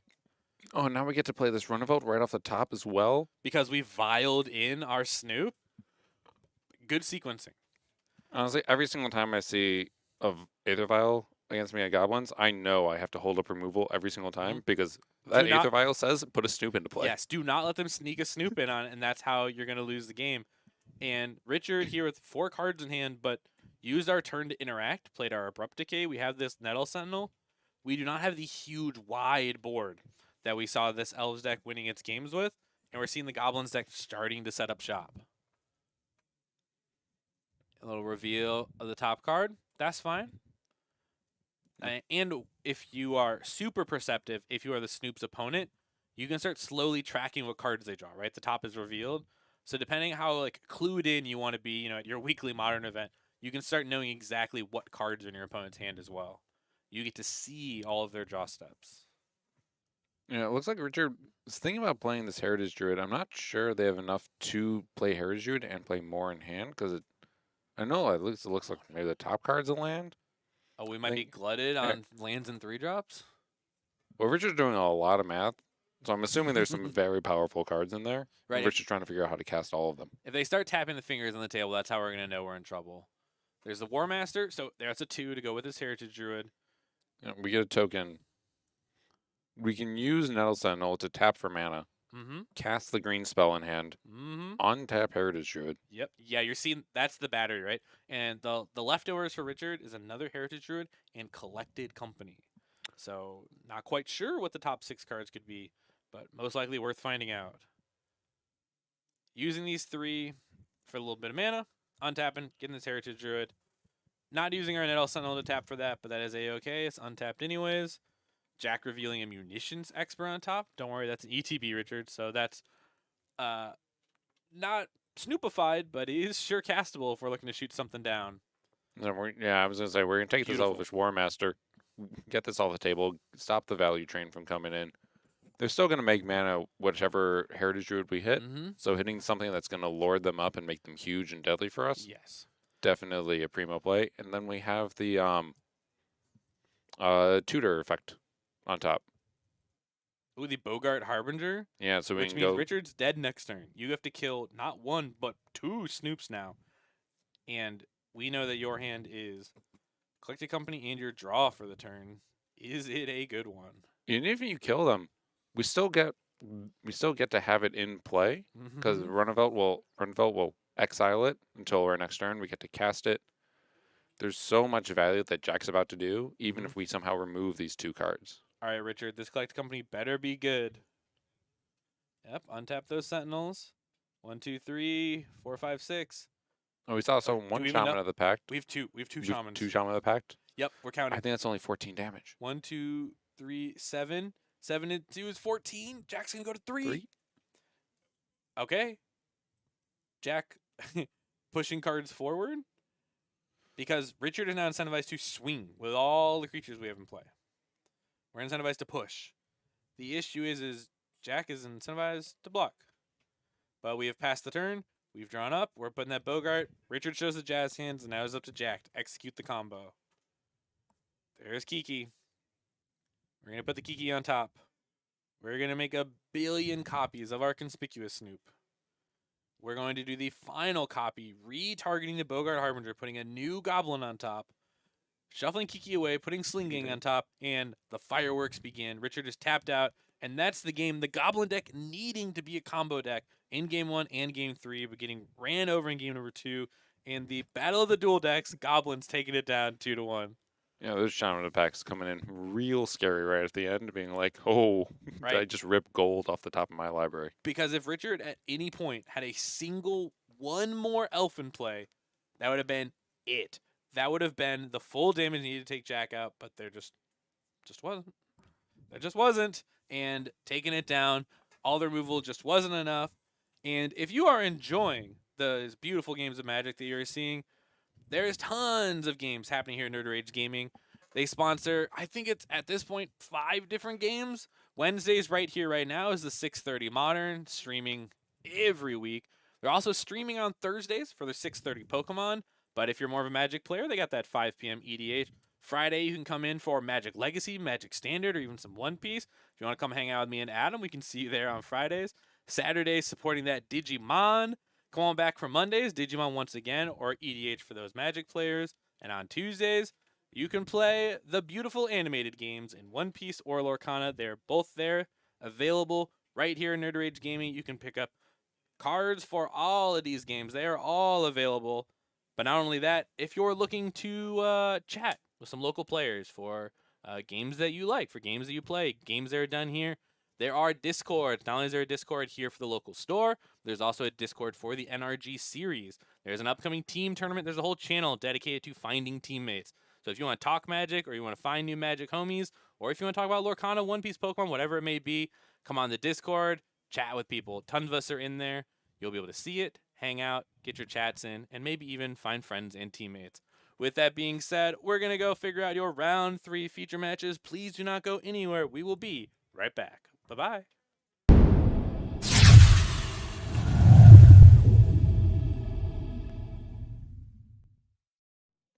Hello, everybody, and welcome back to Wednesday Night Modern, brought to you by Nerd Rage Gaming, right here out of the home store in Buffalo Grove, Illinois. This is round number 3. I am one of your hosts, Dom Stryker, alongside Adam Weiss. Hi, Adam. Hello. With that being said, we are going to have, I believe, what's going to be a slobber knocker, just a real hard and fast matchup here between Andres on Amulet Titan and Brian Tepper on Hardened Scales, and starting the game with the namesake Scales in play and the namesake Amulet in play for Andres. So, woo-wee. Yeah, this game is going to go to maybe turn 3, and someone's going to die, and we just have to figure out who it is. Yeah, the fun part is Brian on the play here, so we're going to get just kind of a slight beat ahead, but not a lot of interaction. And Brian, even using our Beseiju as our first land drop, might indicate that we wish we had it back for all this Amulet shenanigans, but it's Patchwork Automaton and send it back. Andre's here drawing the Mycosynth Garden, so if they want access to Copy Effect and a second Amulet, but it's already time. Once you untap with your Amulet, it is in fact the Garden and the Toss back, so not much happening yet, but once there's 2 Amulets in play, sometimes you can really, really go off. Brian, using our Blink Moth Nexus, playing the Ozlith, triggering the Patchwork, Getting 2 counter. counters. Yeah. Adam's here to do the hard Playing scales. Sabaz, getting 2 more counter. counters. And Zabaz itself entering with 2. Counters. And Zabaz legend ruling itself out, modularing its counters around, giving them to Patchwork. Gonna do 4 counters on Patchwork from the Sabaz modular. Yeah, I'll stop. It's Adam's time. I'll do the amulet math if you got the scales. I Holy cow. It is so large in charge. Holy cow. Okay, I definitely lost a step there. Because now they move from the Oslo at the beginning of combat. And we attack for 13, 14, 15 damage. Jeez Louise. Brian Tepper, tired of playing dirtily blue-based decks. How about this massive, massive turn out of scales? Andres, end of turn, copying bounce land, 2 green, 2 blue. If we can get a Dryad or Arboreal Grazer acting as our Dark Ritual, it might just be Wombo Combo Titan time. Oh, it looks like we have an Explore in hand, so we can go explore, replay land, first draw a card. Yep, we lose 2. We go down to 2. We have Dryad now in hand, so we can get an even more This is land 6. drops. Do we have the second namesake card? It's a Dryad. Okay. Going down to 3 mana, play another Mm-hmm. land, go up to 7 mana. Okay, here's more. Are we going up to a Cultivator Colossus? I haven't quite seen what we've got working with. It's another Dryad. Okay, more Growth Chambers. All the mana in the world. Going up to 8 mana now. Right. Tepper used all these dice to keep track of his Patchwork. Andre's using this to keep track of all this mana. And what do we do with it now? This is kind of the fun part, right? You can make all this mana, but you need to do something with it. Because Tepper's going to kill you. All right, you were at 8. All right, that Radiant Fountain did some work for you, but you were at 8. And we're losing float. We're losing float. Big. Oh, we have Titan. Okay. all right. We're ready for liftoff. Going for it. So not only are we going to be able to use our 2 amulets in play to get bounce land plus mirror pool if we want to get a copy of this Titan, but we could do that, then haste them both up, use our Dryads in play, and hit the Valakut kill. So this might be all they wrote. Brian's just going to hang on and wait. Yeah, it looked like Andres actually has a 3rd Dryad in hand, which is what they're thinking about if they wanted to go even more and just make more mana. Tepper is clearly F6, though, right? Just like, I don't have it. I have nothing. Yeah. So this is I have a lot of experience in this position as Brian when I was playing Burn and just watching Titan do something and be like, yeah, you just tell me if I did. We have the 2 floating mana, so we can grab the mirror pool and our Valakut, just put it in play now. The double untap will float 2 from the Valakut and 1 from our pool. Leave the pool untapped plus our 2 float. That's 5 to crack the pool to make our second Primeval Titan. I'm not presenting this deck to Brian. I'm going to hold it in my hand. Resolve effect, resolve effect, resolve effect. 100%. This is the time when, like, usually when I'm playing this in, like, MTGO leagues, I just hit 6 and then I'm going to go make a sandwich. Here's I'm the going to mirror. go get some water. Here's the mirror pool on the Titan. Far easier than trying to figure out your mana when doing this with Litjara Mirror Lake. It's way easier to do this with the mirror pool. This is second Titan. Andres here can go get Red Source, Hanwir Battlements, or if they're on the red-white package, we go get Boros Garrison and the Slayer Stronghold that gives haste. There we go. That's the one. I always think that Slayer Stronghold feels like it should give double strike. So I always think it's the second one. So it'll be up to which package Andreas has, but we will then try to get both these Titans haste. If we have the package with Hanwir Garrison, we can leave it and the Red Source both in play, possibly even a Vesuva on the Valakut. Yep, so we're getting a Hanwir Battlements and a Vesuva on our Valakut. This is going to enter as a Red Source, haste to Titan, and this allows us to leave the cardboard in play, right? What's important here is these 4 lands, none of them are bounce lands to be picked up. So we're going to attack with the first Titan trigger, get 2 lands, and get a multitude of Valakut triggers. None of them if you get as bounce lands, and the second Titan can get more lands that just stick around. The question will be is if Andres is playing a second Valakut or their second Vesuva. Everything is ever so specific for each Titan player, but I think all roads lead to so much damage. Yeah, the first one's going to be able to do, what is that? At a 2 minimum, lands. 12. 2 lands And each it's way for more than Valakut 12. triggers. Now this can deal 18. This attack alone deals 18, and then the second Titan can deal another 18. I might even have second Valakut, so it just deals 24 If the we first attack. Yes. I think a lot of Titan decks recently are 2 Vesuva, 1 Valakut, or 1 Valakut, 2 Vesuva.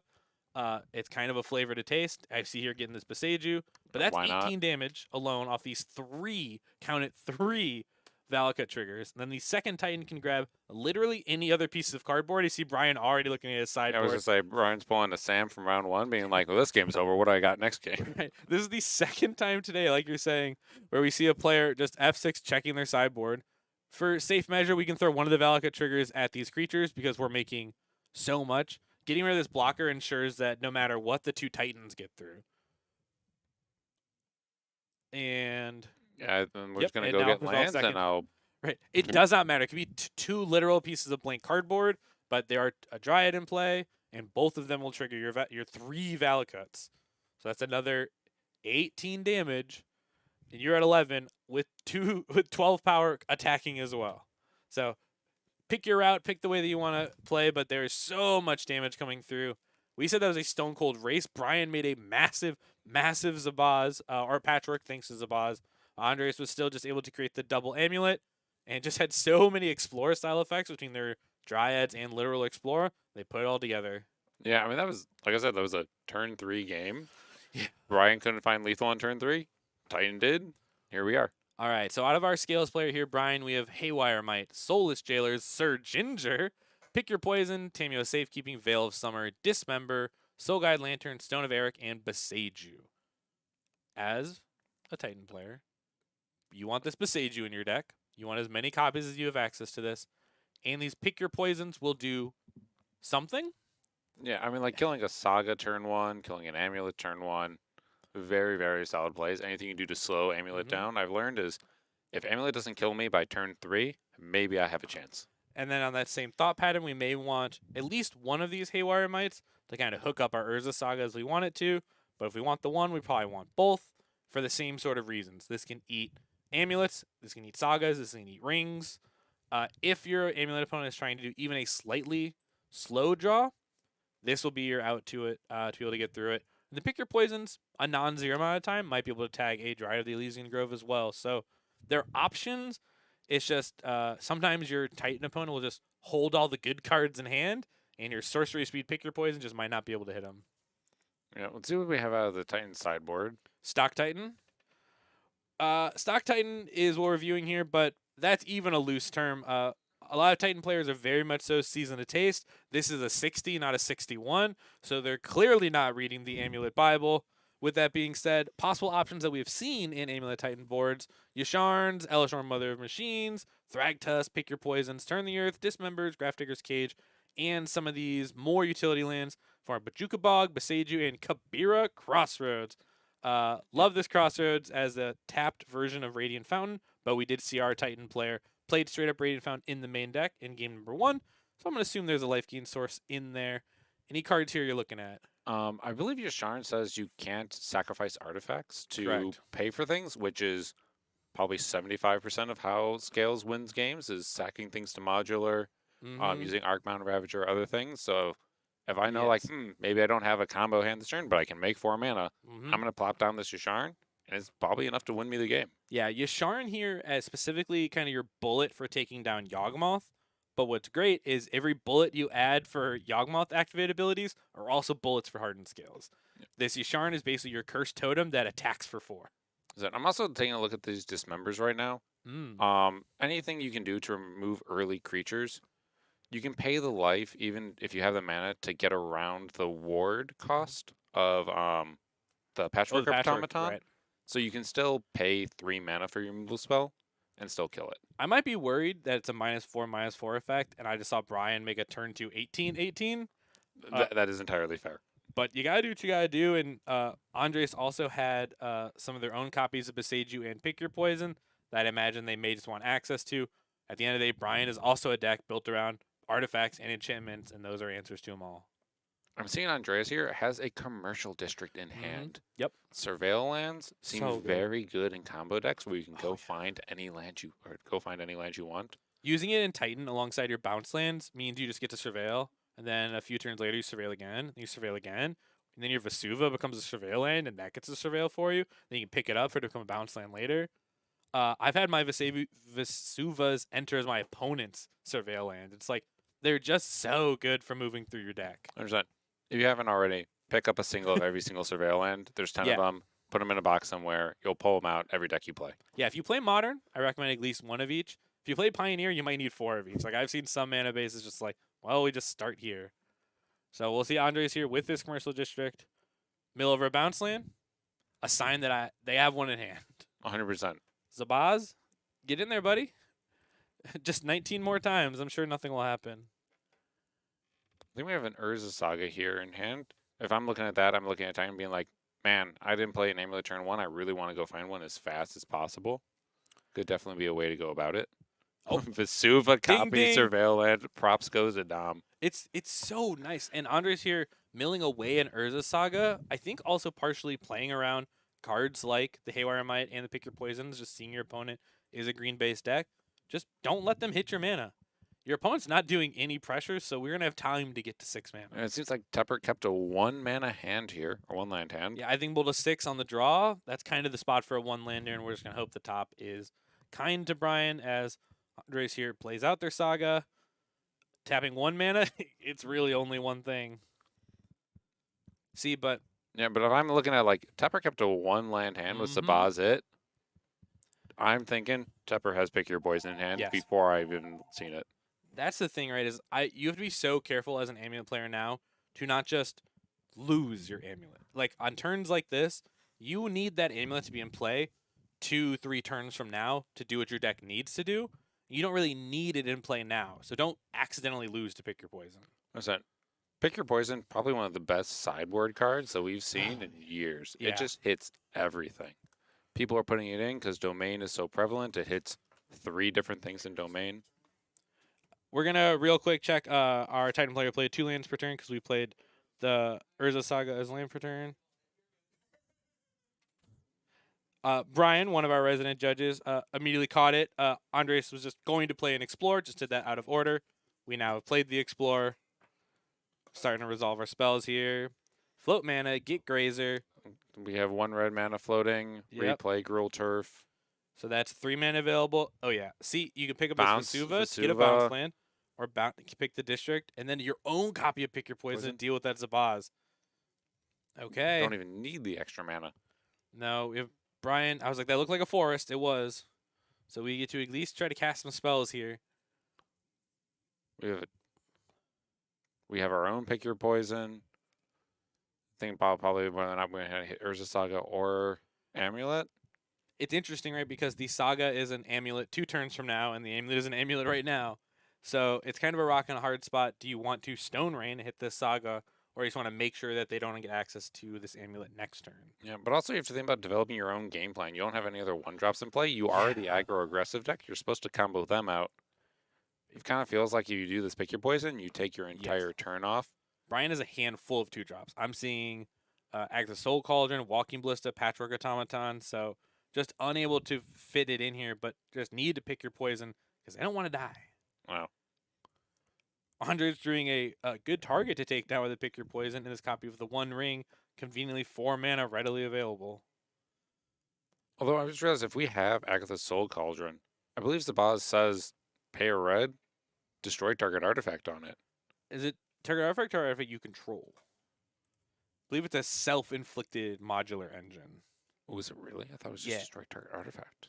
Pay red, destroy an artifact you control. Pay white, gain flying. Yeah. Oh. It's to self-fuel the modular style effects while having a red color identity for your commander deck. That makes a lot of sense. Also, thinking about it, 1 mana card that has like Smelter or whatever on it. Yeah, a Goblin Trashmaster costs 4. Yeah. This might have been a little bit too strong. But it is Modern Horizon, so here Andres here playing his Vesuva out as a bounce land. Copying this Gruul Turf, looking to pick up our commercial district. Using our 2 mana per turn from the Gruul Turf we already had, alongside the float from the district as we picked it up. Playing this Dryad and replaying the district. If I'm Brian, I'm breathing a sigh of relief that I didn't just die. 100%. Looking at this now, I'm also looking at this Urza Saga next turn, though. That Urza Saga is becoming an amulet next turn. We got to do something. And Brian here, it's hard because you want to use your Stirring's effects to find action, but also needs to find lands. You kind of need both things. I think that was 5 spells. I don't think I spotted a single land in there. Oh, Haywire Might's a good pickup, but it might be a turn too slow. Right. Now, I'm definitely hard considering it though. yeah. Currently, Brian is not dead on Andres' turn because Andres will lose a land, be able to get an amulet, and then we will have exactly 6 mana. We can play Titan. We have 1 amulet, so we can go give Titan and give that Titan haste. If we search up Valakut, it won't immediately trigger because we'll have 5 lands in play. Unless Andres plays their land per turn first, then you can at least get 2 Valakut triggers, dealing 6 to Brian. You're getting with your 12 power creature, so that's 18. You get the land drops off your Primeval Titan. I lied. Brian's probably dead. I've done. Oh, Michael's discarding. And, That would do it. Garden is land per turn. You have double amulet. Double amulet is no good for you. If your opponent has 2 amulets in play, very, very bad news. The math gets very easy from that Oh, point. maybe just playing a One Ring. Maybe we don't have the We don't kills in have it. card. We just need to draw cards right now. No Titans, no Cultivator Colossus, no Summoner's Pact. We'll just use the One Ring and do it to you next turn because I know you can't kill me. Interesting draw. Another cut, One Ring. yep. Oh, yeah. Dryad beats. This beautiful man gets in for 2. I've been killed by Dryad Arbor attacks. It feels very humiliating, let me tell you. I've attacked with like 18 power grazers. All right, That Kessel sounds Wolfram sick. puts in work. That card's got reach, not defender. And Brian's turn to try to develop Patrick Automaton. Ballista for 0. Trigger my thing. Use my Springleaf Drum. Play my Zabaz. Trigger. We're trying. We got little guys. We got a little bit of stuff. But Andres has their protection. This card is now drawn 3 cards in this copy of the One Ring. Are any of them Titan? Or Summoner's Pact, which Or is Summoner's Pact. Titan. That's the Titan, you're right. It's the Battlements drawn per turn. Simic Growth Chamber, Make Float, 4 float. mana. specifically green and blue mana here. Picking it up. That's land drop number 1. Remember, we have 2 land drops due to our Dryad. Oh, found it. Yep. Bada Okay. bing, bada boom. Time to get prime time. 2 amulets. Prime time says that that's showtime. So, on the easy thing, because once again we have our Dryad in play and looks like Brian won't have any interaction for it, we're going to be able to get this Titan, play this Titan, go find Mirror Pool and a card that can net us mana if we would like, or we can get Mirror Pool in our Valakut because we already have all this mana floating. We're going to be able to use all this alongside the Hanweir Battlements that we already have in play to eventually Mirror Pool this Titan, haste those Titans, get in there, do a flurry of Valakut damage, that if Brian somehow survives, we'll have to deal with the Titans as well. I think this 1/1 Sabaz is going to do a really good job of that. Unfortunately, these boys got trample. This prime time be priming and timing. Yeah.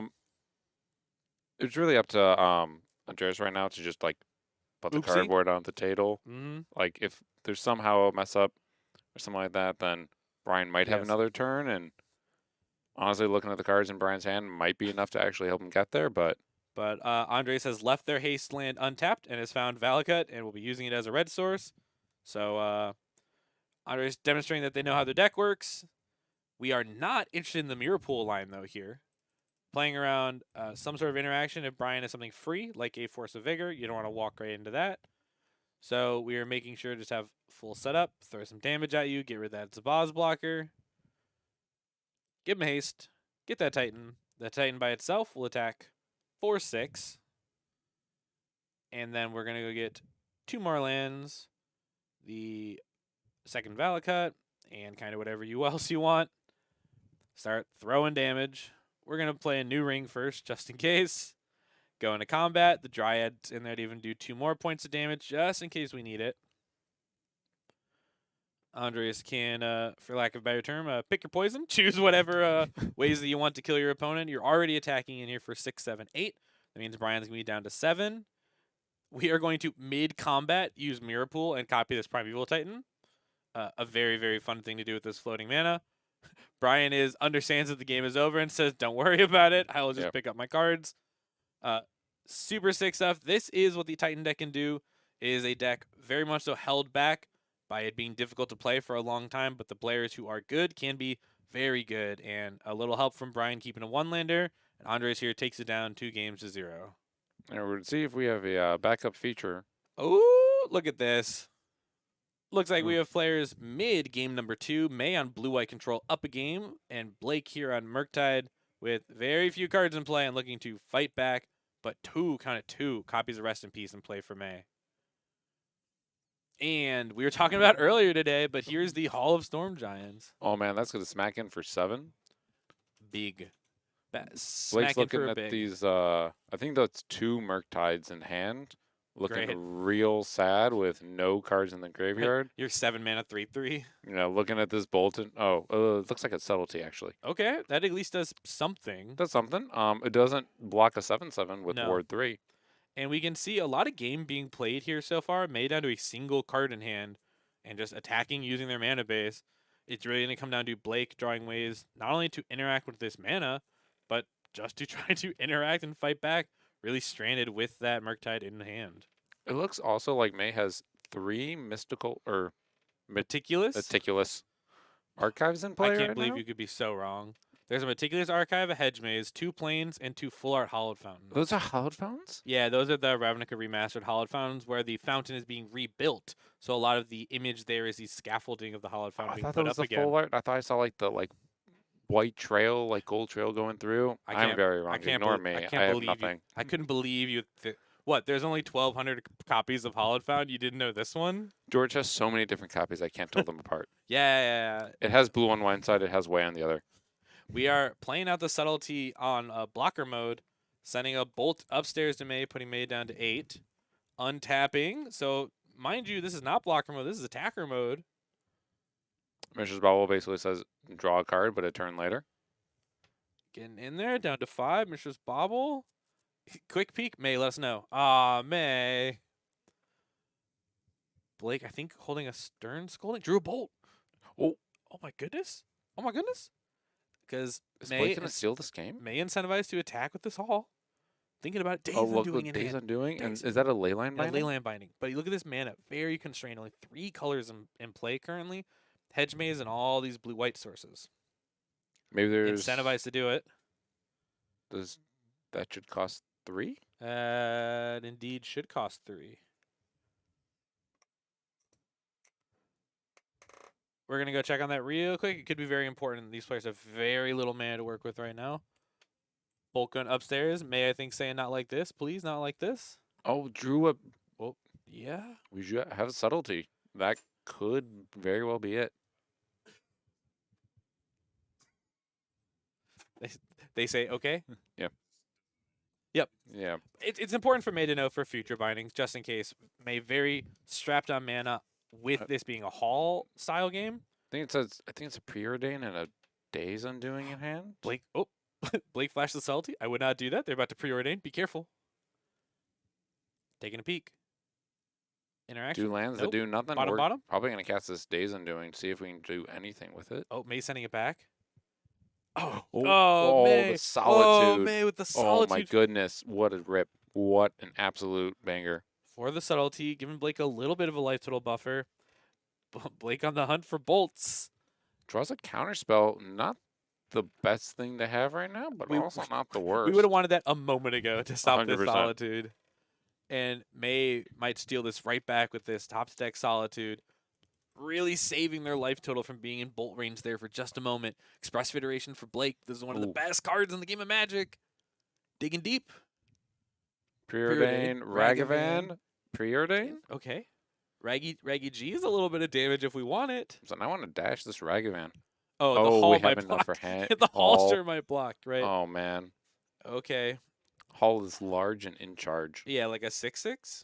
Yeah, I mean, Big. if it attacks next turn, Blake goes down to 1. Oh my goodness. And the hardest part, why did they give this Solitude card lifelink? I've seen so many blue-white control players use it to just scratch back into games. And May, I don't know if we've gone through our Kahira yet this turn, but if we haven't, might be able to get our Kahira, play our Kahira to get the beats really going, but our Hall kind of has that covered. 100%. Solitude having lifelink is the bane of my existence. Let me tell you. Yeah, I bet. Blake looks to also be preordaining 2 lands away. Oh, nope. We're thinking about it. It's so hard these games where like you kind of want lands to play a bunch of spells, but that means you need a bunch of spells to cast from those lands. Every single like macro decision here really matters. This is like the type of game where Yeah. it comes down to inches. If I'm Blake, I want to kill this Solitude. I want to kill this Solitude. Oh, so 100%. bad. I think we bottomed the Ragavan and we just drew one Drew anyways. another one. We're gonna preordain even deeper. I don't think we can ever beat the card counterspell, right? Like at this point, we need to dig to try to find interaction. We're playing the Ragavan. Oh, it's just a block probably. Yeah, blocker mode. And very importantly, leaving up the 2 breeding pools because we needed to use our red sources for Ragavan and the EI that turn. 6 mana, booted up, coming on in. No, this is interesting. I think I'm agreed. Block this Solitude, get this Lifelinker out of the way. Like, I'm going to go to 4. This is the hard part of playing like these interactive controlling decks against each other is you just kind of need to trade off your resources because you're going to die to that next turn. Pick your poison. Not quite the tool we're looking for yet. There is no sacrifice target creature land. Yeah, I mean, even if you just do enchantment, like May doesn't need 2 rest in Right, pieces. you only need 1 of those. And that card's clearly put in so much work this game. Yeah. Blake, I think, still stranded with a merktide in their hand. Blake, preordaining, on the hunt. Give me some goods. Another pick your poison. Get that out of here. Ooh, what We was the top card something. we wanted to draw? There's another pick your poison. We're going to eat both these Oh, rest in because pieces. if we... Oh, the Leyline Binding. Well, there's no way we're going to sacrifice the Leyline Binding, right? We're not going to Well, give them back a Solitude. Okay. All right. Second one. Pick another poison. Pick another poison. Yep. I'm not giving you back that salty. And looks to be Blake scooping it up. Needed a third pick your poison, but there are only 2 poisons to pick from. And May looks to be taking this down 2 games to 0 in the blue-white control versus merktide matchup. It's not Merfolk, but it's still blue cards. Right. And the blue card's clearly putting in work for May. And if you're enjoying this and you want to play some high-level Modern, boy, do I have news for you. In about a week and a half, the NRG series is on its way to Indianapolis. And I want to point out very importantly, both this Saturday and Sunday events have the word showdown. Showdown meaning that if you win on Saturday or if your team wins on Sunday, you automatically qualify for the end of the year NRG Champs event. Saturday, Modern Showdown. Sunday, the Team Showdown, Standard Seat, Modern Seat, and Pioneer Seat. So come on down to Indianapolis, close enough to NRG that if you really want, you can make the long drive out for one of those days. But it's going to be a modern weekend for some of those players and a little bit of a Standard and Pioneer showcase for others.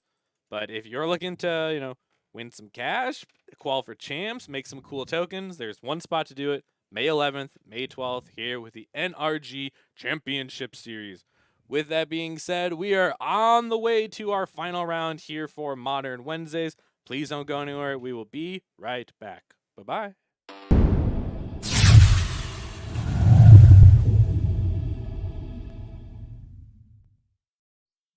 Hey, hello, everybody, and welcome to the final round here of your Wednesday night Modern event brought to you by Nerd Rage Gaming right here in our home store in Buffalo Grove, Illinois. I'm one of your hosts, Dom Stryker, alongside Adam.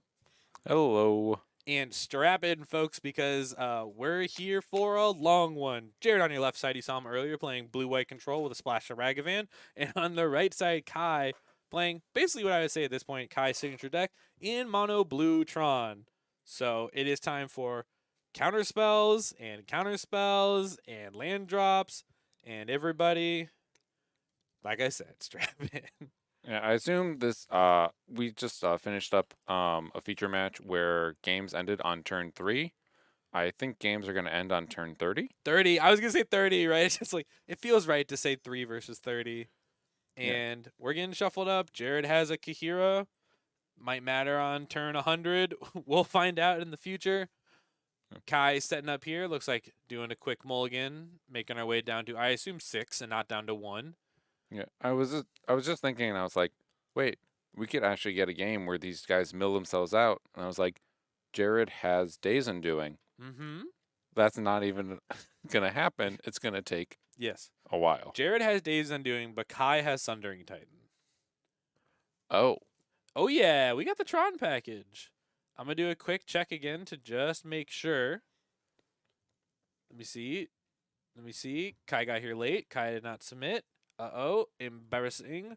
But we'll figure out in the future. We're getting started here. Urza's mine, the one that looks like a tower, in Expedition map. And we are on our way, tossing it back to our blue-eye control player. All right. Hollowed Fountain. Well, look, we got turn 1 play. Prismatic ending the map. Preordain? It's Prismatic ending the map. Let's go. Yep, Kai already has the map over there in the graveyard-ish, exile-ish zone. That is basic island. Remember, the difference with blue Tron versus your classic green Tron that many people are used to seeing is assembling Tron is kind of the backup to making sure that blue Tron gets blue sources in play to have their counter magic and interaction as they go up the curve. They'll get to Tron eventually, and by that time, they start laying the real haymakers. Yeah, there's a lot of Tron's weaknesses in mono green Tron is sometimes you just lose the game by turn 3. You don't really get to play it. Blue Tron sacrifices some of the reliability of getting Tron with the ancient stirrings and things like that, but they get things like Condescend, Repeal, more counter magic, more interaction, rather than just landing a haymaker on turn 3, turn 4, turn 5. Yeah, really just kind of burns through resources, and then when your opponent has nothing left, then they go for the Sundering Titan, then they go for Wormclaw Engine, something to close the game. I always say, you can kind of boil a lot of Magic decks down to the ones asking the questions and the ones that have the answers. A green Tron is the one that asks you questions, but the blue Tron is the one that has answers, right? The issue with blue Tron is they'll have answer, and then slam question. I believe that's a power plant. Yes. We were on Power Plant, Mine, Island. So this could be hardcast subtlety for what Jared tries to do. Could just be holding things up. Kyle little stunted by losing that turn 1 expedition map because we've kind of had a lot of unspent mana as we've gone through these first couple of turns, but that's because it's kind of a counter spell staring match where this will most likely be a lot of making land drops, passing turn, because longtime control players, as a second power plant comes in for Kai, will be who blinks first. Because if you're the first one to cast a spell, you have less mana than your opponent, who is more likely to then win the counter war over whoever blinks first. I think it's untapped with their mana. So the secret is to try to end up in a situation where you can both blink first and answer, but the difficulty will just be kind of passing back and forth and seeing who misses land drops. I'm not well versed in this matchup, as I imagine there are many people who are not. It seems to me, though, that when Blue Tron assembles their Tron and they get all that mana, that might seem to be very favorable to the... It'll depend on if they have the payoffs, right? Do they have things to do with all of that colorless mana? Because Kai might be just bottlenecked by these 2 islands that they do have. So even if they can't assemble Tron, they'll need to present good big colorless threats to be able to protect it by the blue mana. Yeah, we just saw a remand come out from Kai again, just I spent 1 less mana than you did. Kai now has an Urza's Tower, plays a Karn. Yep, because Tron is online. Counterspell to hit this Karn. Kai quickly put it into the bin. This looks like the tapping the mana for a second Karn. 5 mana, second Karn. Another Karn. And this is exactly what you're saying, right? They got the mana advantage that did not care about that first Karn, because once you counterspelled, they'd slam second Karn. And all of this was available to Kai because Jared tapped down for Teferi on their turn, got that answer, just had less mana to fight back against Kai. Kai quickly and immediately grabbing the Sundering Titan. And Jared, looks like you've a Zagoth Triumph in play. And, is that Undercity Sewers? And a Hallowed Fountain. It looks like I can hit 4 targets. 4 targets, leaving a Gaia Reach Sanitarium is not where Jared is going to want to be.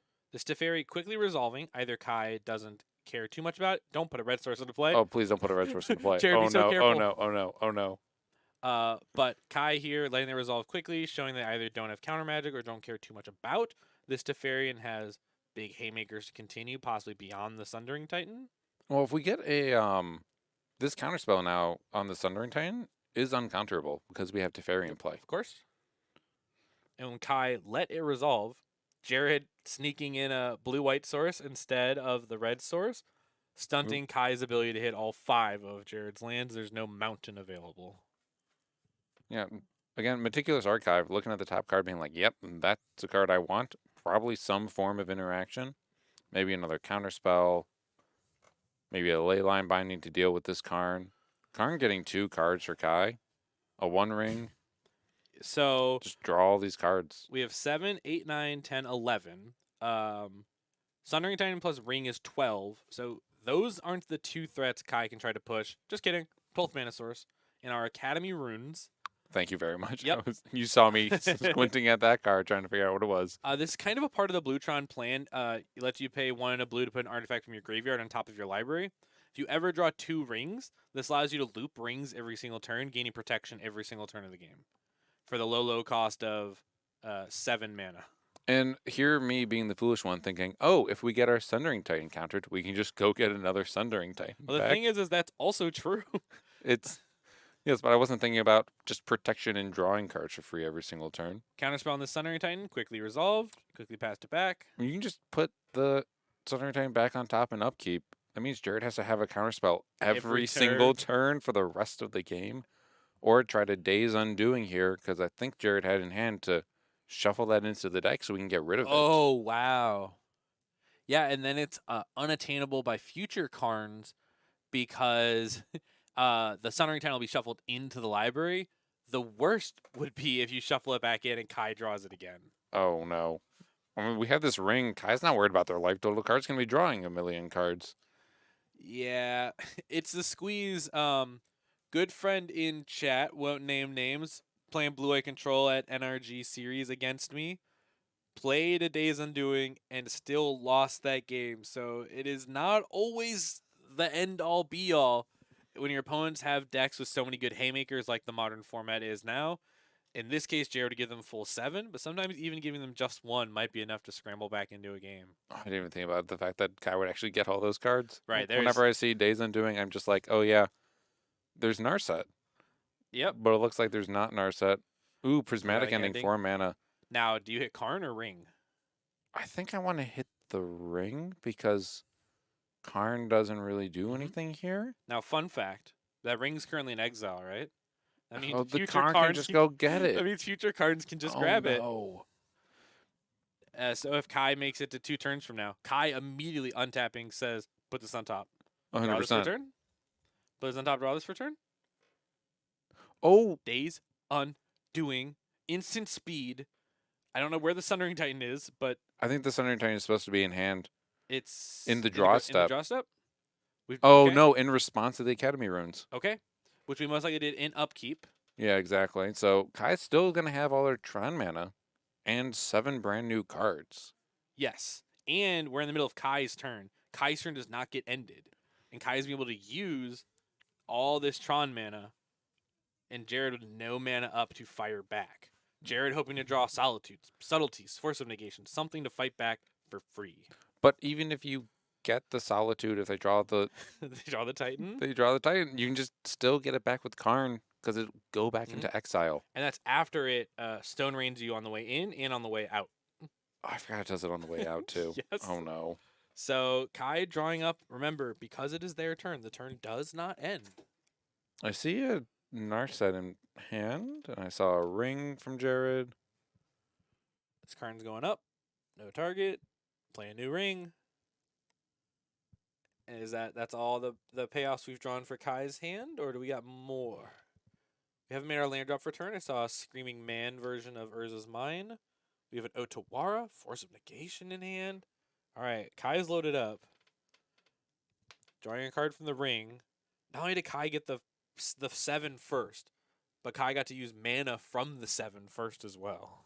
Yeah, I mean, that's the problem with Days Undoing is that if you cast it with Teferi and there's no Narset in play, you just give your opponent basically a free way to play all their cards. Yep, we're going to play out our Oblivion Stone. Jared's hand looks to lack the free interaction. And we're untapping. Teferi in play, so not much that Kai can do. We got to get rid of this Karn on the board. But we're blue-white control. We don't have ways to do that. Maybe we have Leyline Binding. Leyline Bindings, Prismatic Ending. What's very fun about Leyline Binding is if Jared Leyline Bindings the ring, Karn can grab it from under the Leyline Binding. Karn is a busted card. Yeah, I don't know why they added like it needed to either grab from exile or from sideboard, but the fact that it grabs from both really lets a lot of weirdo things happen. 100%. There's the I think this is the pending for 4. I think we're just doing on 3 on the 3? Oblivion Stone, but we can still get it back with Karn again. Yep, also an option to get that back. Jared is a meticulous archive. Get your surveil on. Oh, I love surveillance every single time. Even Yeah. though Jared seems like it's such a rough position for him. Like, but he's surveilled. It's so Yeah, good. There's 3 of them in play. He did it 3 times. As He should have 2 more. 5 is a lot for Blue Icon. I don't know. I don't know. I Is don't it? know. I don't know. I don't know. Maybe a friend of the stream, Local Control player, can let us know. Yeah. Jared. How many surveillance is too many? See, I wonder if Jared. We fired off on that Oblivion Stone and then went back into the tank. So the thing I recommend is planning your whole turn and then executing. Because one of the worst feelings is starting the plan, stopping in the middle, and realizing it doesn't lead where you want to lead. And now Jared has answered this Oblivion Stone, has a bunch of other cards in hand, but is letting Kai untap with a lot of these goods. That is a lot of mana at Kai's disposal right now. There's 8 plus 3, 11 plus 3 is 16. Sounds right That's to me. So much mana. Cityscape And Leveler, Cityscape Leveler, blow up Teferi. it sure indeed will on its cast trigger. So even if you had counter magic, you still lose it. And I hope you enjoy cast triggers because I think a bunch of them are coming to us all very soon with the MH3 format.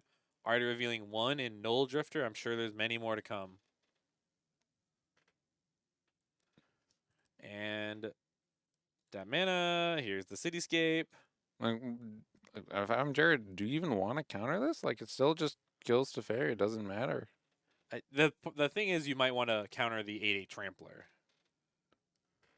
Here's your Power Stone. And we have Supreme Verse in hand, but We like do a verdict. we can just unearth it next turn for. Oh. We have 2 Urza Towers in hands. It's tapping 3 lands. Our opponent still has like 9 mana in play. Yeah. Like, So Jared here was trying to instant speed Supreme Verdict, but left up single white, not double white. And we couldn't off the residual Teferi effect instant speed that Verdict to get this Cityscape Leveler. So we're going to shuffle this mana around just a little bit, reset here to possibly cast it here at sorcery speed. And playing the ring first. give yourself some protection. Oh, Remand. remand. I mean, we can replay ring still. Mm-hmm. We still have 5 mana open. What's interesting is even if Jared does gain this ring protection, if Jared plays any other permanent, say a Teferi or an Arset or whatever, the Cityscape's Leveler can still attack and blow that thing up, even through your ring protection. Ooh, we have a nice Solitude? Solitude. Get rid of this Cityscape Leveler Put it right where Karn can grab it again. until we have a Karn that can grab it again, 100%. Yeah, I think the big issue here is just the blue-based Tron deck has so much more mana to work with. Yeah, Otawara bouncing it back to hand Oh, instead, yeah. being like, yeah, I'll just cast this again next turn. Otawara, card that the NRG home store is. We're big fans of Otawara around here, and when you think it can't do enough, it can even save your own creatures in spots like that. And now a Force of Negation on this ring. Kai, please slow down just a little. Putting a Scared Man Impulse into exile from that Force of Negation. Jared flicking around this Power Stone. Oh yeah, look at it being untapped there. Look at it being tapped again. Look at it being mid-tapped. Look at it being tapped. Throwing it all back. Kai taking 2 damage down to 17 from this copy of the One Ring. And do we have anything in the yard? Do we want to pick up 2 the Academy Runes? And we're going to draw 4 cards this turn with this Yeah. ring in play. We're going to find something that's going to ask a question. What? Repeal? Tower? Impulse? Dig a little deeper. You can figure it out. Oh, Karn's down there. We know that there's one Karn in exile from earlier. There's a Karn there. Impulse will let us dig 4 cards deeper because we could find that Karn, the Sundering Titan, hiding somewhere in the deck, right? There's so many things that we can go do. I guess we can go play and crack a Tron land, go get Urza's Tower for free, basically. Or do we have a utility land of some form that can help us get out of this? Oh, Like Manamo to untap and then retap the ring Yep. to draw even more Yep. cards. Yeah. Importantly, right, this will use up one of Kai's 2 blue sources that are not Manamo. But the question is how much does that matter to Kai now? We're in kind of the slamming colorless spell stage of the game. I understand. I'm seeing Counterspell, Narset, and Supreme Verdict from Jared. That sounds really good for answering one threat that guy is Right. going to play, and not the other 3 that are going to follow it in the same turn. All right. Oh, Kai, you drew him so I could see him a second ago. Now they're all face down like this? All right. A mystery to you and me. What could it be? I think I just saw Kai fan 11 cards. Yeah, it's a lot. It's a lot of cards. I mean, we drew 7 alone off our One Ring this turn. Yeah. And then We have a Cityscape Leveler in hand. Doesn't really Oh, do a yeah. whole lot right now, but yes, there's- we there's self n- ODR. I remember yes, now. But I mean, like, there's so many other cards Kai could have. It looks like tapping 8 mana. Oh, just kidding. Oh, nope. I was Kai playing with her food just a little. gonna- going Just to start slamming them. going to cleanup looks like. Okay. That priority number 1, that says to me we did not draw Karn and didn't make this kind of easy on ourselves. I imagine hopefully next turn, hopefully if you're on Kai's side here, you can use this ring twice, find a Karn and ballista Jared out of Oblivion. But Jared looks like we're going to get to untap. This ring next turn is going to draw 11 cards. Yep. That's. Uh-huh. Yep. I often play games where I don't see the top 11 cards in my library. Right. Kai's going to draw 11 cards in one turn. Yeah, welcome to the dark side. We're going to try to resolve this Narset. Ooh, Narset might put a stop to that, though. Can only draw 1 card a turn. Yeah, the parter of veils, and she looks to be resolving, or Kai is asking number of cards in hand. Subtlety. Subtlety. Pitching a Condescend. well done. You know way more card arts than I do. And Jared here, I think you said we have counterspell, so we at least get to start trying to fight back. 4 mana, is this our own subtlety? It's our own is. subtlety. Ooh. Subtlety or subtlety. Subtlety, the subtlety, the subtlety, and the subtlety. But if our plan was Narset Days, we don't have enough mana anymore. Nor do I know if we even have the days to begin with. But Jared is basically just going to try to sneak through threats here against Kai in any way that they can. And the question is Kai just has the raw card advantage that they just need to play something, whereas Jared's trying to force what little they have left. And It looks like Kai's just like playing with his food. right, and right now they're just kind of staring each other down. I mean, like, Kai's like, which one of these 4 counterspells in my hand do I want to cast? Yeah. This kind of feels like maybe a condescend for exactly 1 more than the amount of mana you have. Allow Kai to get a little scry 2 action on So top of all the actually, cards. this is the problem because you can actually tap this Power Stone for it as well. Oh. Yeah, you're right. But we're just going to throw our counterspell on the table. Try to use that to resolve this fight over. Remember, this fight is over Narset. That subtlety went to the bottom from Jared's subtlety. Narset resolved. Take down Narset. Counterspell, Leyline Binding, fetch land, something. Doesn't matter. We have a Leyline Binding. We can get rid of this ring next turn. Right, but what do you think the likelihood is that Kai drew another ring in the meantime? I'm going to go with 95%. All right, great. Well, time to dig 11 cards deeper. Just kidding. Leveler. Kill the Narset. Oh, yeah, of course. Another Power Stone? Oh. Jared turning around talking to someone in the peanut gallery back there. Yeah, smart move to check the time there. Maybe not the peanut gallery, the time instead.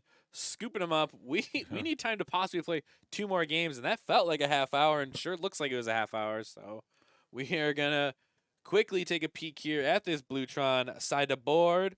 Walking Ballista, Karn target. Tidebinder, bring that in if you want. Wormcoil Engine, Cityscape Leveler, Sundering Titan, Chalice of the Void, Engineer Explosives, Elixir of Immortality, Pith Needle, Relic Progenitus, Curse Totem, The Stone Brain, Oblivion Stone, the One Ring, and Mindslaver. All of these, except for the Tishana's Tidebinder, are Karn targets, and there's just one lone Tidebinder. So the question is how badly do you want Horned Lockwhale in your deck? The answer against control is probably 0, and you can bring this Tidebinder in. End of sideboard decisions. I think that's probably the only sideboard decision this deck ever has to make. That's sick. I mean, playing Karn the Great Creator gives you one good upside, in that you don't have to think about your sideboarding, and that's kind of a dream. And let's take a little peek at our stock blue-white control list. Remember, our fine friend in the feature match area has Ragavans somewhere in their sideboard. You won't see them here, but this is a classic blue-white control list. We're going to be looking at trying to bring in, most likely, any additional piece of interaction. This is just going to be a counter magic war. If they have Surgical, that could be really good for hitting a Karn in the yard, countering it, taking it out entirely, just removing that problem. After that, Kai has a few ways to win the game in their deck, but they don't have infinite value from everything that you're doing. Be careful surgical extractioning any of the threats, as again, we said all through game 1, that just puts them where Karn can grab them. Yeah, also taking a look at these, it looks like I'm going to want these Days Undoings as well. Anything to let me Narset combo them. This feels like the way I'm going to win the game is play a Narset, Days Undoing. They could draw one card turn, try to get to a Narset lock and keep them out. Yeah, you might have to wait until you get to 8, 11 mana something to just go like 3-drop, tons of protection. You'll know the moment when you see it, but the question will be, will we have the time to get there to begin with? Yeah, I'm trying to think what I'm even taking out against this deck. And honestly, it feels like it might be these Supreme Verdicts where if they resolve the threat, I'm kind of dead anyways. The threats are a Ballista, a Cityscape Leveler, a Ulamog the Ceaseless Hunger, right? Like the things are going to be huge, and some of them will have already done their job, or they'll blow up on you. Yeah. And there aren't any like small ball, right, options.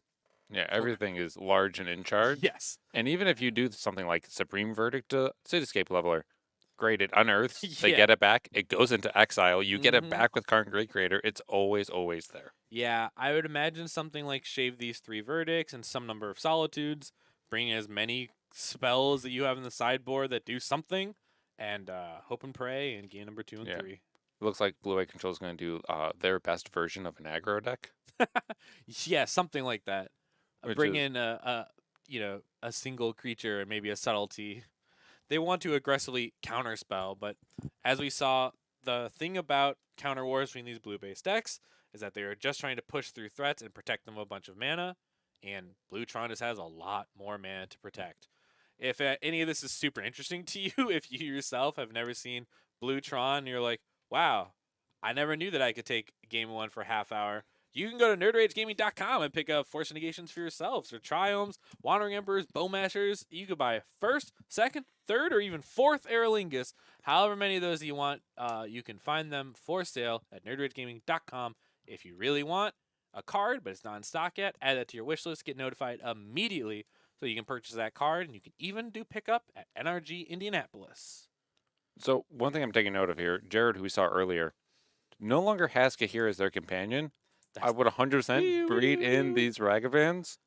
Let's get those Ragavans. Let's get them slamming. Let's see if we can steal some of these great cards that Kai's playing. Oh, man. And just even making the treasure, having that mana value is going to be so important in these counterspell wars.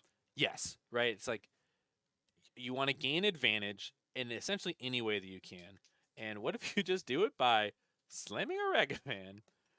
I'm sure it won't get subtletied, but I think doing a slight merktide impression for the first couple of turns, you could start to push quite an advantage. So I really hope that this 3 on Jared's board is left over from a Narset 100%. and not a mulligan to 4.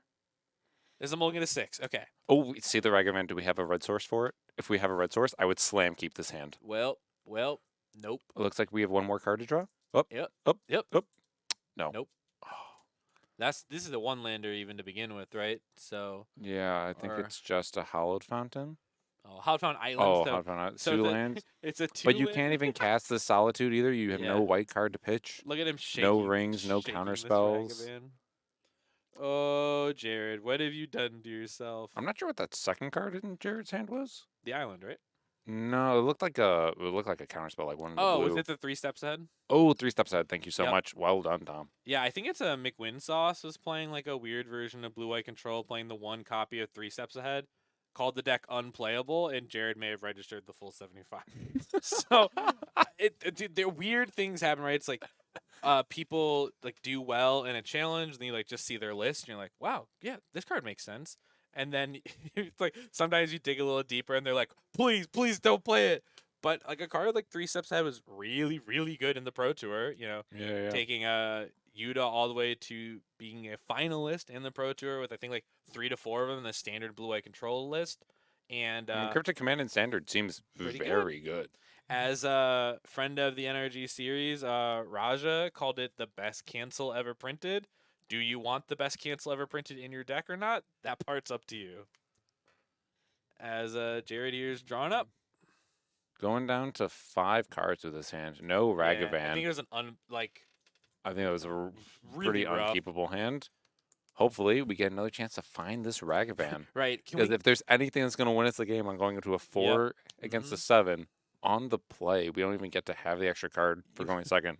It's going to be a Ragavan giving us a land drop every turn in the form of a treasure token. I'll take Ragavan, Steam Vents, Fetch Land, Counterspell. I'll take that. I think that would be the That's best the 4. 4 you could have. Yep. Any of those can be fetch lands. Just we can't let these be tap lands. 100%. And this is only an option due to Jared bringing in these Ragavans to begin with. If we end up in a hand that's like 3 lands counterspell, you know that might be kind of the classic here. Red source, Ragavan. Red source. Oh, no red source. Oh, Manamo is the only land in hand.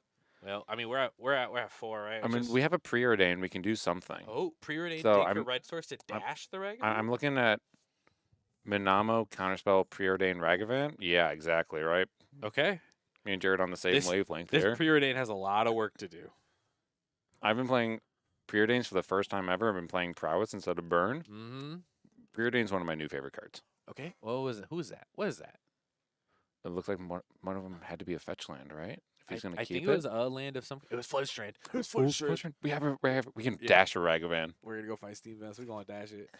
Expedition map? I don't care. You can have that. Yeah, sure. Great. I'm about to do the thing. Here we go, Jared. We're not rooting. This is a very rough situation for Jared, and the fact that he can even get these Sideboard Ragavans online. That's the fun of it. I'm just excited for Ragavans and the Blue Eye Control deck. That's hilarious. Kai looks to be exiling their Expedition map. I don't know if Kai is getting overzealous or if Jared drew a prismatic ending. We will find out here in just a moment. Oh, yeah. Oh, yeah. If I'm Kai's like, oh, wait, this isn't getting ended? Nah. Way better. Yeah. Oh, yeah. We just heard Kai from out there say, oh, right. Being reminded, some folks may have seen Jared out there on the battlefield searching up some Ragavans before. Kai immediately putting themselves to 18. Reveals this force of negation, exiled forever. That's a treasure in Ragavan. Pick it up. And Jared's going to rinse and repeat this pattern. Kai drew the Hornlocked Whale. The card that we thought would be the single board out, but it's still here. Hornlock Whale returns target attacking creature to its owner's hand, I believe, on the adventure. I sure thought that as well. And so, notably, we do have Counterspell in hand with this treasure in blue mana. Yep, here we go. You can see this Counterspell being cast on the Hornlock Whale. We can't exile the island, but we get a treasure. And honestly, this hand has gone about as well as it possibly can for Jared. I was close to the 4 that we kept. Jared replaced the red source with Preordain, and it worked out. So let's see where this goes. Dash Ragavan. Kai's reached interaction mana. Remand, bring it back to hand. Redash it with the treasure token. Oh, yep. Yeah. Player land, redash. Get in there. Take out a card. That's fine because it's gone. That's a great card to hit. Right? It's like, I don't get to play it, but it's gone. It is off the battlefield. Also, importantly, if Kai ever plays a card, we don't get to use our treasures anymore. Oh, yeah. That's kind of a part of this whole Ragavan engine, slightly shut down by a Karn. Kai with 2, a mine and a power plant in play. With this map, if we want to crack it for our tower, we can. We can go get it. Tower. Have 5 mana. Have 5 mana. Maybe play Karn. Maybe go get trying to think what was our sideboard that we can get cast for 1 mana. I don't know if there's one that's too relevant just yet, but it might be like a grab big fat, make you deal with the next turn. 100%. And we're gonna have 8 mana next turn when we untap. Yeah, yeah. So, and just wondering. Oh, it's a just wondering wondering. classic. But we don't get a treasure. We don't get to. Yeah, the Ragavan That's all. benefit will be lost for this turn, Sorry, I'm But- saying we. but the Kai's shields are down, which means Jared has a turn to only worry about free interaction Yeah. out of Kai. We're using using the our- extra mana to play Yep. the map. 100% right here. So this turn is Jared's chance to use this treasure if we want to. Just play Ragavan, let it right. sit there. Yeah, we don't just need play to it out. dash it anymore.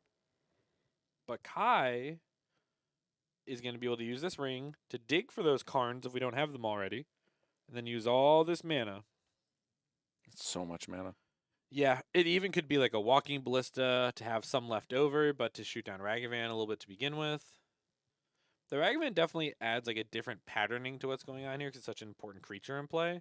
The issue is like we're saying, Kai is going to have access to so much mana that they're going to be able to spend a little bit to answer Ragavan to hold up a lot of bid for everything else. Yeah, it looks like we're going to crack map. Maybe go get either Academy Ruins, like we said, or like we saw before. Might be the Maybe just get Manamo. Manamo. Manamo would be really good here. Draw another 3 cards. There we go. Mm-hmm. Let's find this threat. Let's find something to answer. Jared over here F6ing in the funniest way I've ever seen, which is tapping our 2 blue sources to untap the not tapped Ragavan. Use your Manamo any way that you can. But full on telegraphing here that we do not have the interaction. So be our guest. How many cards can you draw? How many threats can it be? Lorien revealed, Oblivion Stone, Academy Runes. What could it be? 2nd We're ring? going to play another ring. So because we have Academy Oh. Runes in hand, this is the ring loop. Is a ring loop. It's going to be really hard for Jared to interact with this at all. We can like draw counter spells, interact, but this if Kai wants, this Ragavan will never deal another point of damage. Yeah, I mean, Ragavan was the way to win this game. It looks like we might have to go for, like, top deck Narset, top deck Days Undoing. Yeah, the See if we can Ragavan figure it out. the Ragavan's job was to make the early game a little easy for us. The thing is we are no longer in the early game, and now we need blue white control to do blue white control things. Yeah, it looks like we have a Solitude to go along with that. Is that a second Ragavan in hand? Oh, really? Yep. You're welcome to combat. All those things. Yep. All Mhm. good. Yep. The classic thing of the ring of just both players going, yep. Uh-huh. Yep, cool. Yep. Yep. Right. Yep.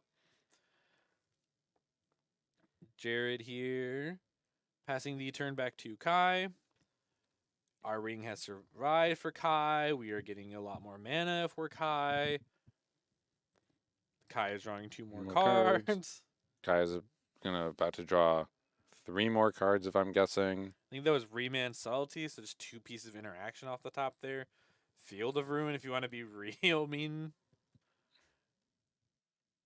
Or just playing Oh. Ugin. Yeah, that, Oh, that works. That does the job. okay. That Ugin Ugin- kills people. Yes, and this Ugin's going to plus use the bolt mode, bolt down the Ragavan, and start working your way to the ultimate.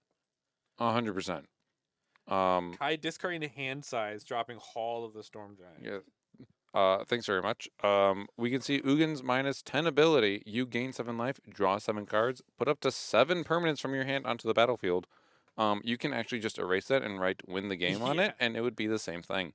Oh, this you called it this second Ragavan hand. It is dashing. It is It's being getting remanded. remanded. We can dash it again, though. Yeah, off second treasure. Or off the treasure to be used as our second red source. Jared thinking about this, picking it up to the remand, playing out a planes from our hand, using our red source, dashing the Ragavan. It's getting subtletied. It's getting to Pitching the Tidebinder from the board. We're counterspelling back. We got to protect this little guy. We're Force going for the to force counterspell. pitch. Lauren revealed. Kai drew a lot of cards. And That was so many cards. they keep printing free ones. We He's- keep getting free. He still has 3 cards in hand. He just spent 4 cards. He still has 3 cards in hand. Yep. He's going to draw 3 more off this ring as well. and our Ugin's going up to 11. Turn it up to 11, if you will. This Ugin's going to spell bad news next turn. And we can draw for ring, untap ring with Manamo, draw from ring again. Fill a hand up like we had there on that last turn. Instead, a little Field of Ruin action, targeting that Steam Vents because the Ragavan is trapped now. We don't have a red source, and that Ragavan's getting shuffled away. And Jared looks like all basics currently accounted for. Oh, no, okay, we're going circle. I think we might have one more, because it actually, I think the only way we have even, like, the only way Jared even has a hope right now is Okay. top deck Leyline Binding, get rid of this Ugin. But looking at Kai's hand with mana, with a lot of blue mana, a lot of cards in hand. Yep, one lot of cards. Yeah. How about some more? Let's just draw 3. Let's see if we can get any amount of interaction for this Leyline Binding that Jared's praying they can draw. Playing out another power plant for good measure for Kai. Throwing it back. Lands are in total disarray. It doesn't matter. Now we have this big Ugin. It's a Solitude, and I think there was a ring. Unfortunately, oh yeah, Jared. You can tell Jared feels a little out of this game as Jared's using their Manamo to untap Kai's ring. A little flavor, a little flair. That's what we call the content play. I believe you're very familiar with that. Oh yeah. I mean, if things are going really well or things are going really bad, it's time to do things that have never been done before. Kai digging so deep, we're doing a quick count of our library. I think you'll be all right, buddy. I think you'll be all right. Players chuckling back and forth. Kai untapping. This couldn't possibly be an ultimate my Ugin turn, could it? Oh yeah, it's gonna be. What 7 cards do you think we're gonna see? The top 7? Oh, the one's going into play. Yeah, It's gonna look. It's gonna look so bad. It's gonna be. There's gonna be so much cardboard on the There's table. gonna be a ring. There's gonna be a Karn. There's gonna be an expedition map. There's gonna be a subtlety. Like, it's just gonna be so many things. Kai is a chuckling. Jared is a chuckling. We are a chuckling. As first is Karn, the great creator. Academy Runes. The One Ring. Oh, Warm Boil Coil Engine. Engine. Maybe and some now- lands. time to Kai's drop some looking at lands. like, maybe I don't have any more threats. Or we're Unearth gonna is go for mine. Unearth is mine, and Unearth is tower. Yep. Those are all the things Kai wants to put into play. Yep, that was certainly a turn we just saw. You Jared out there saying boo this man to Kai. I understand. This is a lot. You did untap the ring though. So we are in what feels like the final moments of this game, but that decision is up to Kai and how long Jared is willing to sit there. Yeah, right now, I'm still a little bit out of belief that Kai's gonna have to go to discard and discard. Oh, And we just went and got Mindslaver. yeah, and we have the Academy Runes in play that we just dropped. This is infinite. Take Jared's turn on all of the turns for every turn. Jared can actually walk away from this table and go get something to eat, go Yep. to the bathroom. Jared is not taking another game action Yep. with their own deck for the rest of the game. Well, Kai will probably make Jared do the dexterity of it. Jared will get to move through the motions of eviscerating their own hand in cardboard.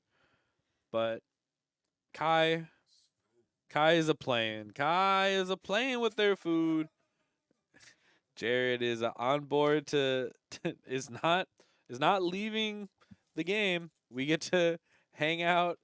Kai scrambling to keep just the most perfect 7 that isn't the 7 cards they dumped into play already. How many of those cards do you think Kai's gonna have in hand that are counterspells? Oh, it's so many. Between the condescends, the repeals, the remands, there's gonna be just a handful of interaction and subtleties and free stuff. I We're think discarding Karn the Great Creators. I think Kai just dropped 8 cards into the Mhm. graveyard. Mm-hmm. Jared's hand of the ring and a solitude.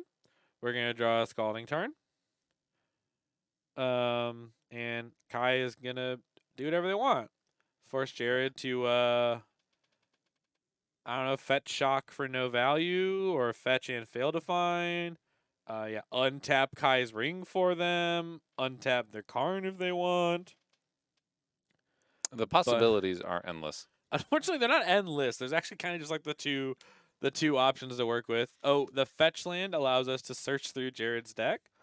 Just take a quick little peek. If you're interested in the deck list, just watch Kai scroll through here, and you can snatch out at least like a good chunk of maybe the 55, maybe the full 60 that you can see from the cards in hand, the cards in play. Yeah.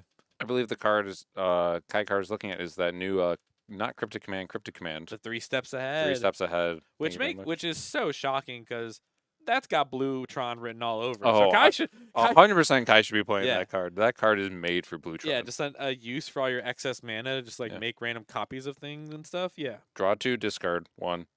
Make a token of a worm coil, of a cityscape Oh, leveler, yeah. of whatever we want. And the counterspell mode. Or even your own artifacts. You can make another copy of the ring to reset your Oh, ring is with that it. true? It's That's creature awesome. or artifact. I didn't even notice that part. They keep tacking things onto cards nowadays. And then you can also counter your opponent's best spell that they're playing Wow. that turn. That does- card does all the things that Bluetron wants it to do. Yeah. Kai should pick up a copy of that card from Nerd Rage Gaming. NerdRageGaming.com. If you want to pick up a 3 steps ahead so you too can be Mindslaver locked, you can order them here. Again, NerdRageGaming.com. You can pick up first, second, third, and even fourth Aerolingus, Bowmasters, Emperors, Triumphs, Force of Negations. All these cards could be yours at NerdRageGaming.com. Thank you so much. I'm sure if we go back to the board state, it's nope, it's the same. There are 2 Chance Tiebinders in play. I think they're just hanging out. I think they're starting to move so they can start attacking for lethal a little bit Yep. next turn, because next turn should be lethal from Kai. Yeah, alongside their good friend, this Worm Coil Engine. Oh, the Mindslaver on top. Oh, Mindslaver in hand. Oh, interesting. I wonder what Kai's going to do with all that. It couldn't possibly be show you Before the full, Kai the can- play set of Condescends in Condescends. hand. Geez, speaking of condescending, Yeah. Uptick, hit you for 3, attack for 12. well, everybody, thank you so much for joining us. You can always find us right here at twitch.tv/NRG store. We stream Wednesday nights here for this modern format. You can even catch the Pokemon Squad on Thursdays at 6:30, streaming Pokemon as well right here on this same channel, the twitch.tv/NRG store. If you're looking to play Magic, you can play it that Thursday night for EDH, or you can come into the local store again, Buffalo Grove, Illinois.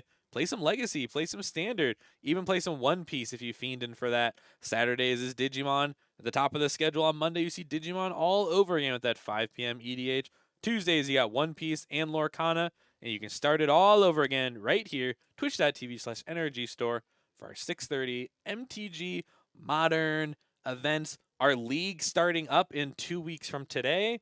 If you want to join, that'd be a great time to come down here to the Nerd Rage Gaming home store. Additionally, we have NRG Indianapolis in about a week and a half from now. Not this weekend, but our upcoming weekend, double showdown weekend. So you can qualify playing 10K on Modern, or you can qualify on Sunday with that team, Standard, Modern, Pioneer. So head on down to Indianapolis, May 11th through the 12th, and you can play Magic to your heart's desire. If this Bluetron deck that is still playing the game in the background is of any interest to you, you can slide it together. You can hop in our Discord, take a shout out to Kai, see if you can get this Bluetron list.